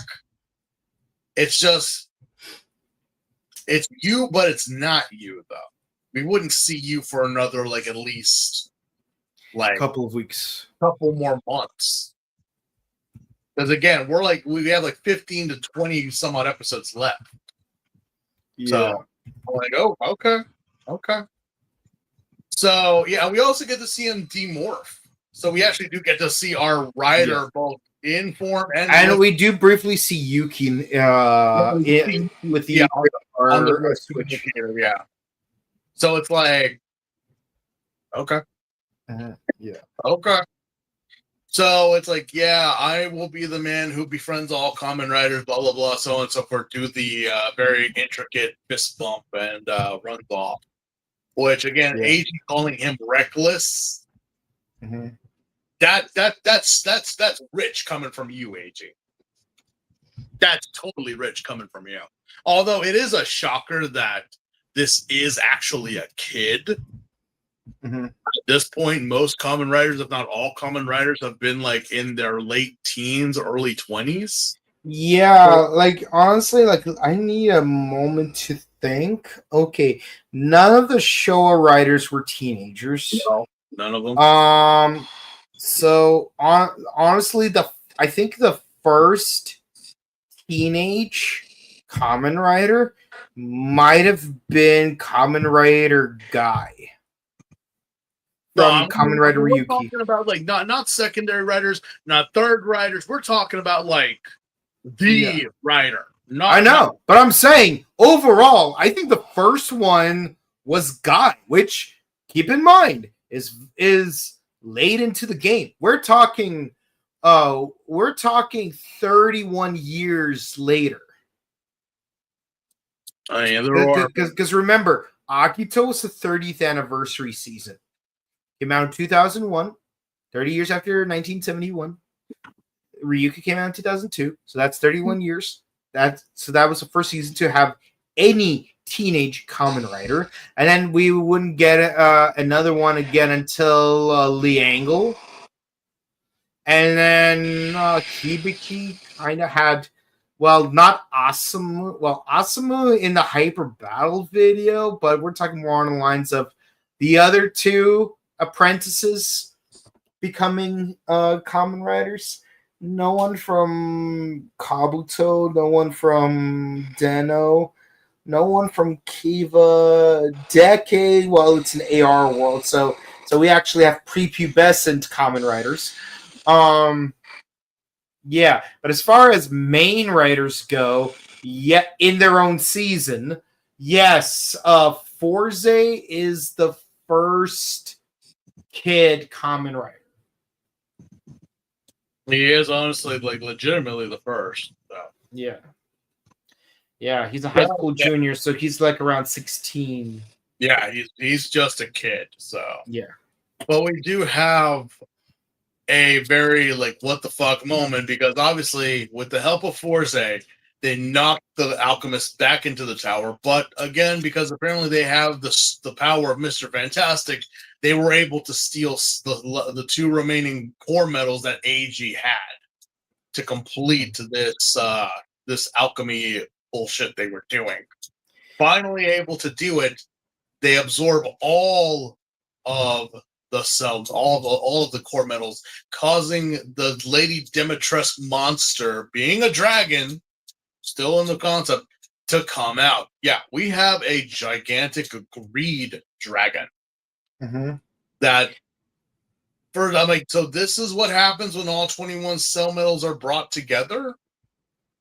Or is it just because of what you did? And again, Dr. Maki, not too happy about the world being destroyed the way it is being destroyed. So what does he do? He has all of the greed give O's one of their medals. Like literally. So again, you thought this was out of character. You thought it was crazy. No. The greed actually did what they did a long time ago. Remember, the king became corrupt and was trying to get all the cell metals into them, and they all banded together to stop it from happening. And here it is again. Yep. Well, again, you'd be like, wait, why are you guys... that's not what they want. They are of their own purposes, their own wills and what they do, but they don't want a king. They don't want someone to rule over them. They prevent that from happening. So, is it out of character? Well, for most parts, yes. But again, is it so out of character after what we found out from Kogami about the greeds and the king and whatnot? And basically, that Oz is a god, or the power of Oz is the power of a god. Not really. Not really. So Oz, he gets the core metals for Uva, giving us Gatsakiriba. And of course, that is taking, again, the one time we see Gatsakiriba doing his multiple Karibo uses multiply attack card, his magic card. Little Karibo imposters. No, how will I know which one's the real one? He winds up creating He winds up creating all these multiple copies, right? Mm-hmm. To the point, and each of them to the point that 7 of them transform back into Tatsuba, and the other combos. I don't know why the Gatsakiriba that stayed Gatsakiriba still scanned the Gatsakiriba medals, but still, it's really cool seeing like all of them like transform together. It's like Gatsakiriba, Ratorata, Saigorzo. Tojodoru. Oh, Shashashota, Puto, Tiranozaru, Burakawari, Tatoba.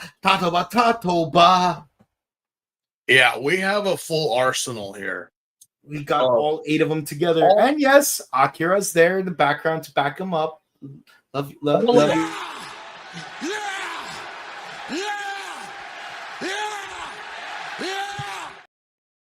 Yeah, eventually. And it's kind of crazy that Putatera is there. I'm like, wait, you finally have it under control? Mm-hmm. And what's weird is that the little doll gives a Tricera medal to AG. It's like, doesn't he already have one?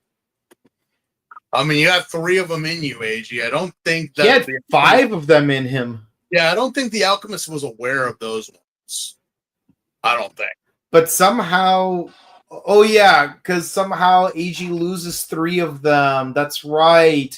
Because the Alchemist needed 21 medals. So So yeah, like of course he's gonna have a set of 3, and because he had 2 Terras, 2 Tyrannos, and 1 Tricera, of course he's gonna lose the 1 Tricera he has. So he needs to borrow 1 from Dr. Maki. Of course, it all makes sense now. It's crazy, but yeah, we find, and of course, all 8 of them do a scanning charge, which activates the rider kicks. Yes, And this is where we get the montage of every single old Kamen Rider kick that has been introduced. Mm-hmm. This causes the dragon Demetresque creature to die and explode in a shower of coins that make both Ankh and Date super happy. Let us not forget that Date also used the breast cannon to shoot that thing right through the chest. Yeah. Can you imagine if they took it further and he made 127 Gata Kiriba clones so that we would have the 119 sub combos as well? Which Eiji Hino listed all of them during the net videos, but still. That would. I don't think Toei has the budget of making like 126 suits. Or CGI them. Or CGI, so. Yeah, because I can imagine at least with Gata Kiriba, they just took a couple of models and just recycled through them. Yeah. Yeah. But yeah, because of that, they wind up winning and breaking in one hell of a hole that doesn't really count or amount to anything because it's not canon. So yeah, because at the end of the day, Akira Date is still gonna have to betray the squad in order to get the cash that he needs from Maki. Because as you said, at the end of the day, it doesn't really matter. Nope. But yeah, we wind up with a final goodbye to the kid and his mom, and we finally have the whole thing about holding hands with Hina. Surprisingly, Ankh does something that is beyond a tsundere at this point. He winds up grabbing Hina's hand and walking with her. Mind you, he's bribed premium ice cream, but still. Yeah, but still, it's kind of like, Ankh, what are you doing? That is so not like you, Ankh. Like, to grab Hina and just be like walking with her, because again, this is your big brother, this is his body, but as you said, it is your brother, but it's not. Mm-hmm.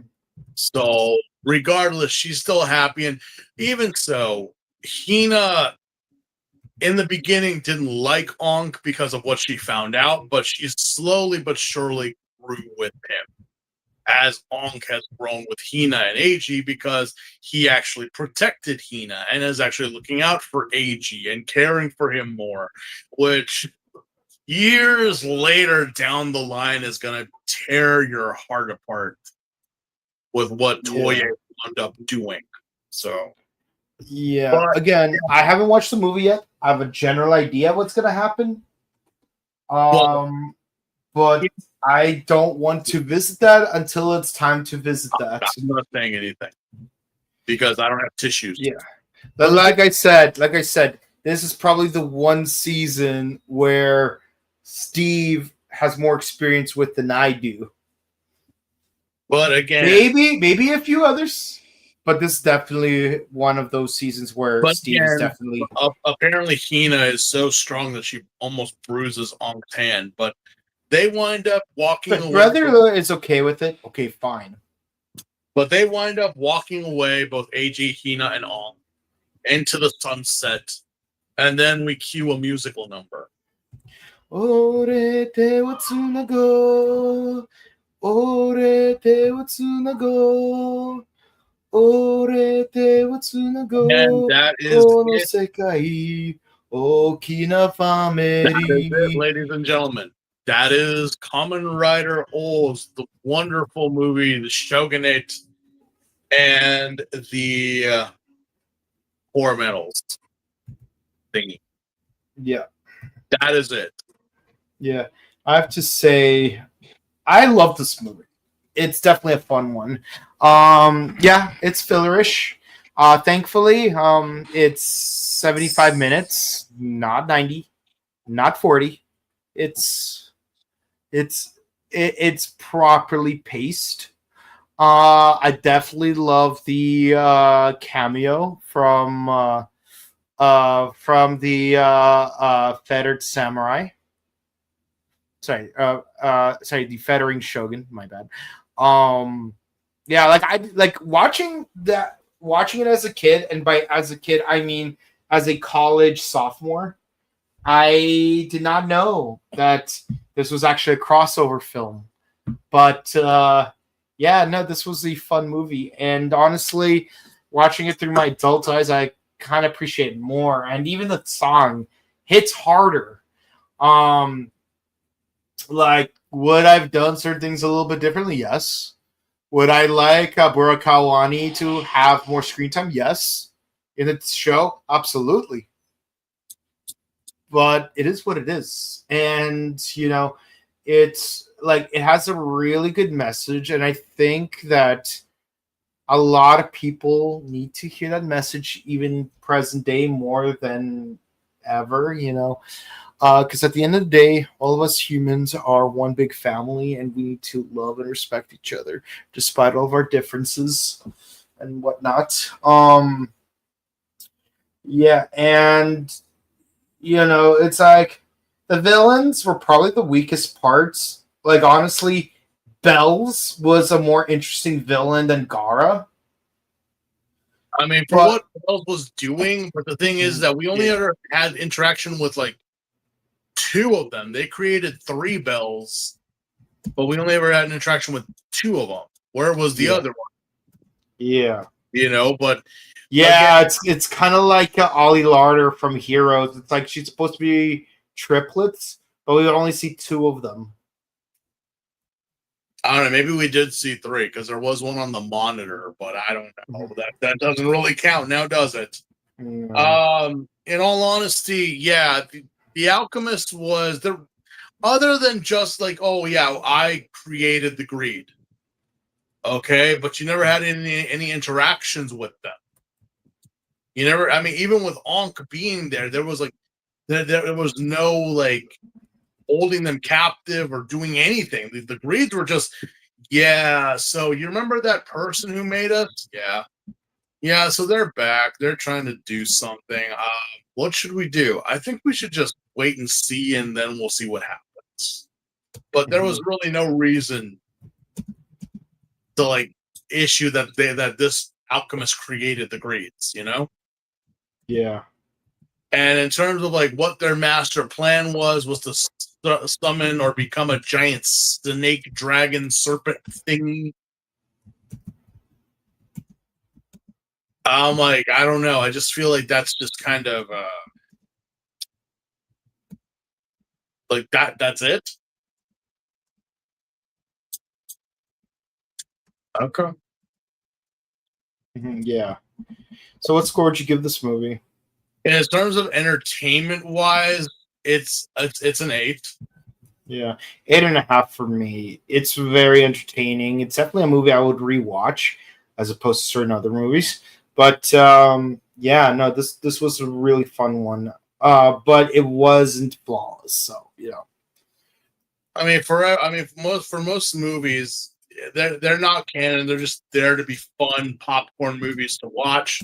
And this is one that if you have seen O's, this one possibly is like on the top, like in the top 3 of the O's films, compared to what we've had in the past. Because even when we had the crossover with Double, that was more of a double movie than there was an O's. Yeah.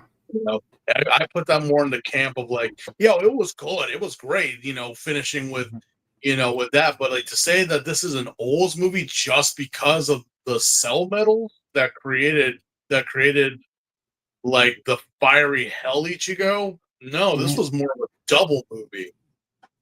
So I mean, I would say that the double part was stronger, but unfortunately, it was equal parts both seasons. It's just that the double half was just a much stronger story than the O's half. Yeah, the whole thing was, and again, dealing with a feudal lord that they cloned. I'm like, there's just a heavy theme of feudal Japan that they had to put in these movies for some reason.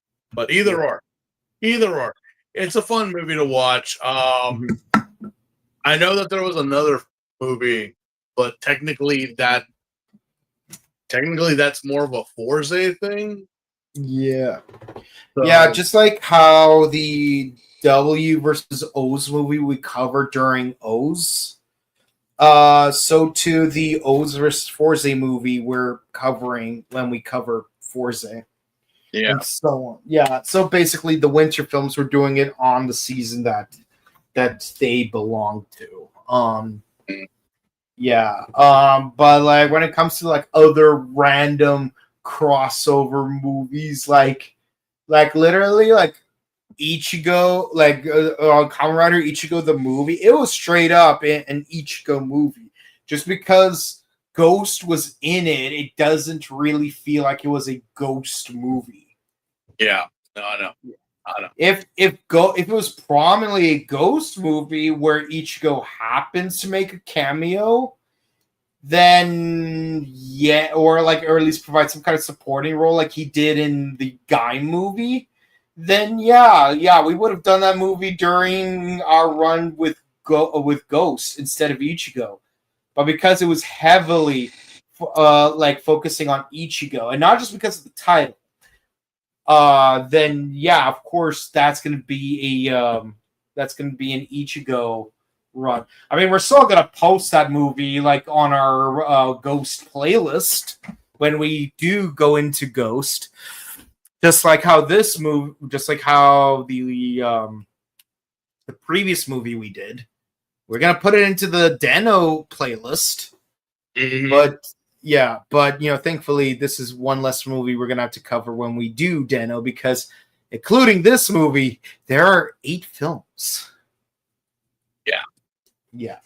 So no, thank you. No, thank you. Yeah. No, thank you. That wraps it up for us. Yeah. But what do the people have to say about this film? Yeah. Let's have a gander, shall we? Date looks good in a top knot. He looks good in anything, let's be honest, because he's Akira freaking Date.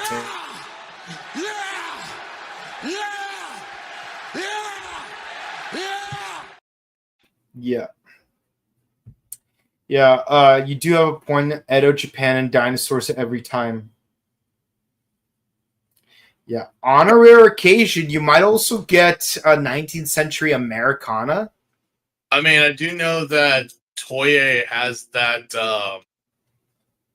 that kind of like Universal Studios type of amusement park. I believe it's like in the center of Japan or something like it. It's right outside where, like, an hour away from Universal Studios Japan.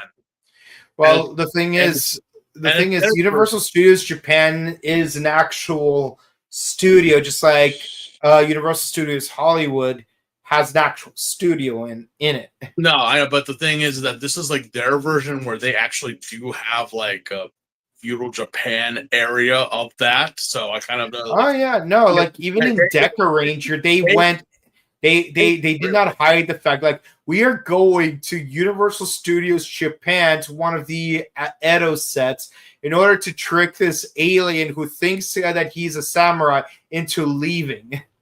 Well, remember, it's also like the Gokaiger movie, like with the team up with the Gosagers. Yeah. That they, even the whole Shinkanger they filmed there, it was, you could totally look at that set and be like, I've seen those buildings before many times in the past. So yeah, they gotta plug their stuff somehow, just like they would always plug those random funlands and theme parks. I mean, come on, we just had an episode where we went back to the ski lift. Yep. So Erica's without question the Linda Yamamoto of O's. In terms of her ability to kick butt, sure. You are putting her up there pretty high. I'm not saying no, I'm not saying no, but I'm like, does she deserve it? Yes. Ladies and gentlemen, please let us know in the comments if XYZ is actually real and you support his comment that Erika is there with Mari, with Linda Yamato. I stay silent on this. I know what my answer is, but I want to know if the people agree with this comment that Mari, Linda Yamato, and Erika are one and the same in terms of best girl Swiss Army knife. I still say that, like, you know, they should have had the original actresses playing Mari and Yuri to be those two biker girls in episode 27. I absolutely agree with you on that. Yeah. I don't know why. I don't know why they seriously, and especially like since this show was the 39th season, and then you literally like a squeaky hammer bash us over the head over how it's the 40th anniversary. Yeah, like you're just like, oh hey, guess what? Like we know, but you didn't decide to bring back Mari or anyone else from the original. Props to the Ichigo movie. At least it had her rapier in the garage. I'm like, okay, yeah, no, I know, but still, like, you couldn't bring back Mari for this.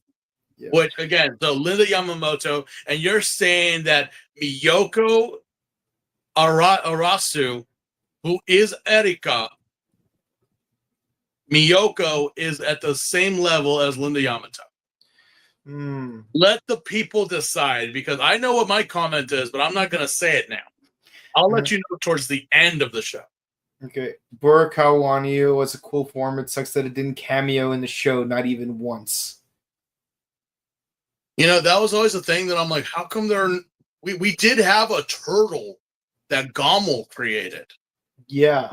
We did have, again, the panda. Well, it's a tortoise. Well, yeah, but we even had the panda, which we did have a panda medal later on be canon or being used at one point. I'm like, so why don't we have, like, you know, obviously we have felines, we have aquatic creatures, we have land animals, we have insects and birds, but nothing of reptiles. And I know some people are like, oh, but we have like the dinosaur grade. Dinosaurs are not reptiles. Well, some of them were, but not all of them. A lot of them were, in fact, birds, prehistoric, flightless birds. And the only dinosaurs we have now are in our chicken nugget. So, yeah, there you go. I love that meme. Remember who you are. And past the honey mustard sauce. But what's funny is that someone made a Pokemon version. Oh yeah, no, I've seen the Pokemon. Where like Arceus goes to beat him and it's like, remember who you are.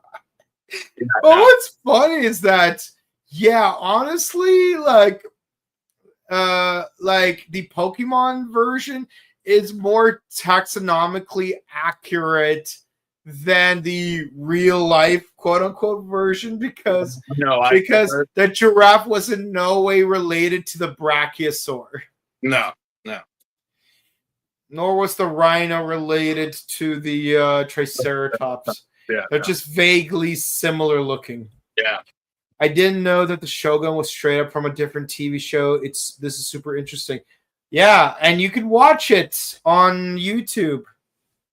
Yeah, it's on Toei's official website. Like, I think it's on the one of its many official YouTube channels. So you can go check it out if you want. And it actually was a very big deal when this movie was made at the time. They heavily advertised that character on all their promotional. Oh yeah, absolutely. Yeah. So as a non-Japanese person, you're probably thinking, why is this character being promoted so much? I mean, like, I get it, he's a shogun, but like, didn't we just have a movie with Nobunaga? What's going on?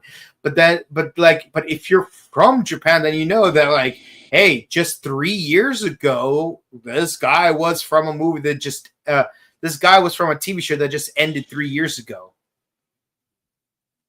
Just 3 years ago. 2008 is when the show ended. You know, it's at that level of like, you know, like when shows do like some cameos of like of an actor or an actress that you're like, what the hell are they doing here? You know, the most one that comes to mind is that one time on the show Friends when Billy Crystal and Robin Williams showed up just out of random and showed up and crashed the scene at the coffee spot. That they literally stopped the monologue of what they're doing. Like, yeah, let's pay attention to them because they were stealing the scene. I remember there was an episode of Family Matters where Uncle Phil from Fresh Prince shows up. Yeah, didn't say anything, didn't do anything, just did the mannerisms, and it's like he had no lines of dialogue, and he was just like wearing like gym clothes. They just stopped. They're like, what the like? Yeah, it's those moments, especially with the samurai character. Like to us, we know not, but for the Japanese media, for the Japanese people, they're like, whoa, this is like a yeah moment. You're telling us that this character is canon with O's? Yeah. It's like imagine if they actually did show Power Rangers in New Zealand back in the day. And by back in the day, I mean like 5 to 10 years ago. And like, you know, you're watching Shortland Street, you know, like you're a big Shorties fan. And then all of a sudden, Campbell Cooley shows up on Power and you're thinking, oh my God, it's Campbell Cooley from Shorties. By the way, shout outs to Campbell. How you doing? We love you. Next question. Yeah. All right. Gotta love seeing all 8 comics together. Don't we all? It probably cost them a fortune to get all 8 of them to do their final forms, honestly. Mm-hmm. I mean, I'm pretty sure that one scene was practical effect because they did make the suits. Oh, yeah, no, the suits were tough. I don't mean like doing the rider kicks and everything and having them. Oh, yeah, that part was a mess. Like, it's like, good luck watching that at 720p. Yeah. Yeah, just a few more to go, guys. Almost done with O's. No, we don't want it to be finished. Heaven forbid we go back to Showa. Yeah, like, come on, give us another 60 episodes of this. Give us more Hiroki. We want more Date. Yeah, seriously, that's the thing that I fear the most now. Like, we're gonna finish O's and then we're gonna go back to Showa to like some like slow paced show again. When we just like, you know, that's the thing. It's like, well, no, again, like I said, it's that's how TV was back in the day. Yeah, but again, thankfully, most of the Showa seasons, I'd say about half of them, were relatively short. Again, 24 episodes, 35 episodes, 39 episodes. You know, that's relatively short compared to 98 episodes. Luckily, we got through that with like, you know, and we got this to cleanse our palate. So yeah, this was very much a palate cleanse, and I think it's because we got so adjusted to Ichigo that O's just feels really fast. But then Ichigo again continues to show his face in O's. And Ghost. And Gaim. Yeah. And X. It's like watching Ichigo now, going back and watching every writer. Now you see the cameos, you see the references. So we had to go through a lot to just notice the little tidbits. It's the same thing with Fies. If we had not seen Fies when we did, I wouldn't be noticing any of the cameos from Matsuru here. Yeah, of him constantly coming back and being in random spots and being random actors and random cameos within every single show after Five. Now imagine if we did them in order. You know, but either or. Yeah. But either way, if we do get a Showa season again this year, one, how crazy is it that we got 3 Showa seasons in the same year? But also, if we do get a Showa season, I really hope it's Amazon just because of how short it is. Yeah. We could just knock it out in 6 weeks. Just knock it out in 6 weeks. Heck, if we were masochistic enough to do 6 episodes a week, 4 weeks. Either way, 24 episodes. It's 24 episodes compared to 98 is, a little bit more comforting.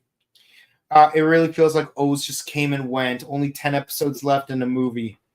To be fair, also a Hyper Battle video. And a TTFC. But the point is, yeah, you're right. As far as TV episodes go, we only have 10 more to go. Yeah. All right, that's it for the comments. Yeah, thank you guys so much for watching. That's right. Yeah, as we mentioned, we only have 4 more videos to go. We got episodes 39 through 42, then 43 through 45, and then we got 46 through 48 for finish off the TV show, and then finally the 10th anniversary film, which I'm not looking forward to from the things that have been suggested about it. But as Freddie Mercury once said, show must go on. My makeup may be faded, but my smile stays on. But yeah, thank you guys so much for watching. Please be sure to comment, like, and subscribe to us on YouTube, Facebook, Twitter, Instagram. Ding the bell icon to stay notified for our latest videos. We do Kamen Rider O's, Kamen Rider Z's, Ultraman Omega. We're about to finish the mid-season finale for that one. And, of course, number 1 Sentai Go Juger. Are we close to finishing an entire arc? Who knows?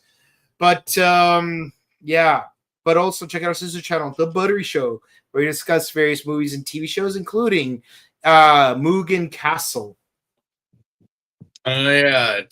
Again, has broken anime movie numbers, surpassing Ghibli and even Pokemon the first movie, which held the title of number 1 anime movie in gross, surpassing it by at least $15 million. Oh, yeah, absolutely. And of course, definitely check out our various interviews. We got a lot of actors interviewed, and we're gonna have some more later this week. So definitely stick around for those. We got like a little over 20 interviews left from Morphicon, Pasadena Comic Con, Robo Toy Fest, and ToonCon combined. We got 20-ish interviews left. Actually, I'm going to take a look right now just to see how many we have left, because I keep a careful list of them right over here. Yeah, no, we got 22 left to upload, but one of them will be up tomorrow. So, yes, 20-ish. But don't worry, most of them will be uploaded by the end of 2025. So we have a lot of content for you guys, interview-wise. And we have at least 5 more vlogs queued up for you guys by the end of the year. So plenty of content for you guys. We love you. Check out our personal content. Sinprints, Boken_Kabuto. If you want to say hi to us in person, we'll be at the Pasadena Comic Con on January 25th, 2026 at the Pasadena Convention Center. And we will be at the same venue on August 28th through the 30th for none other than Power Morphicon. We're excited. We love you. Can't wait. But until next time, stay safe and hydrated, and we'll see you again real soon. Goodbye, guys. Bye, guys. Ore te wo tsunago. Ore te wo tsunago.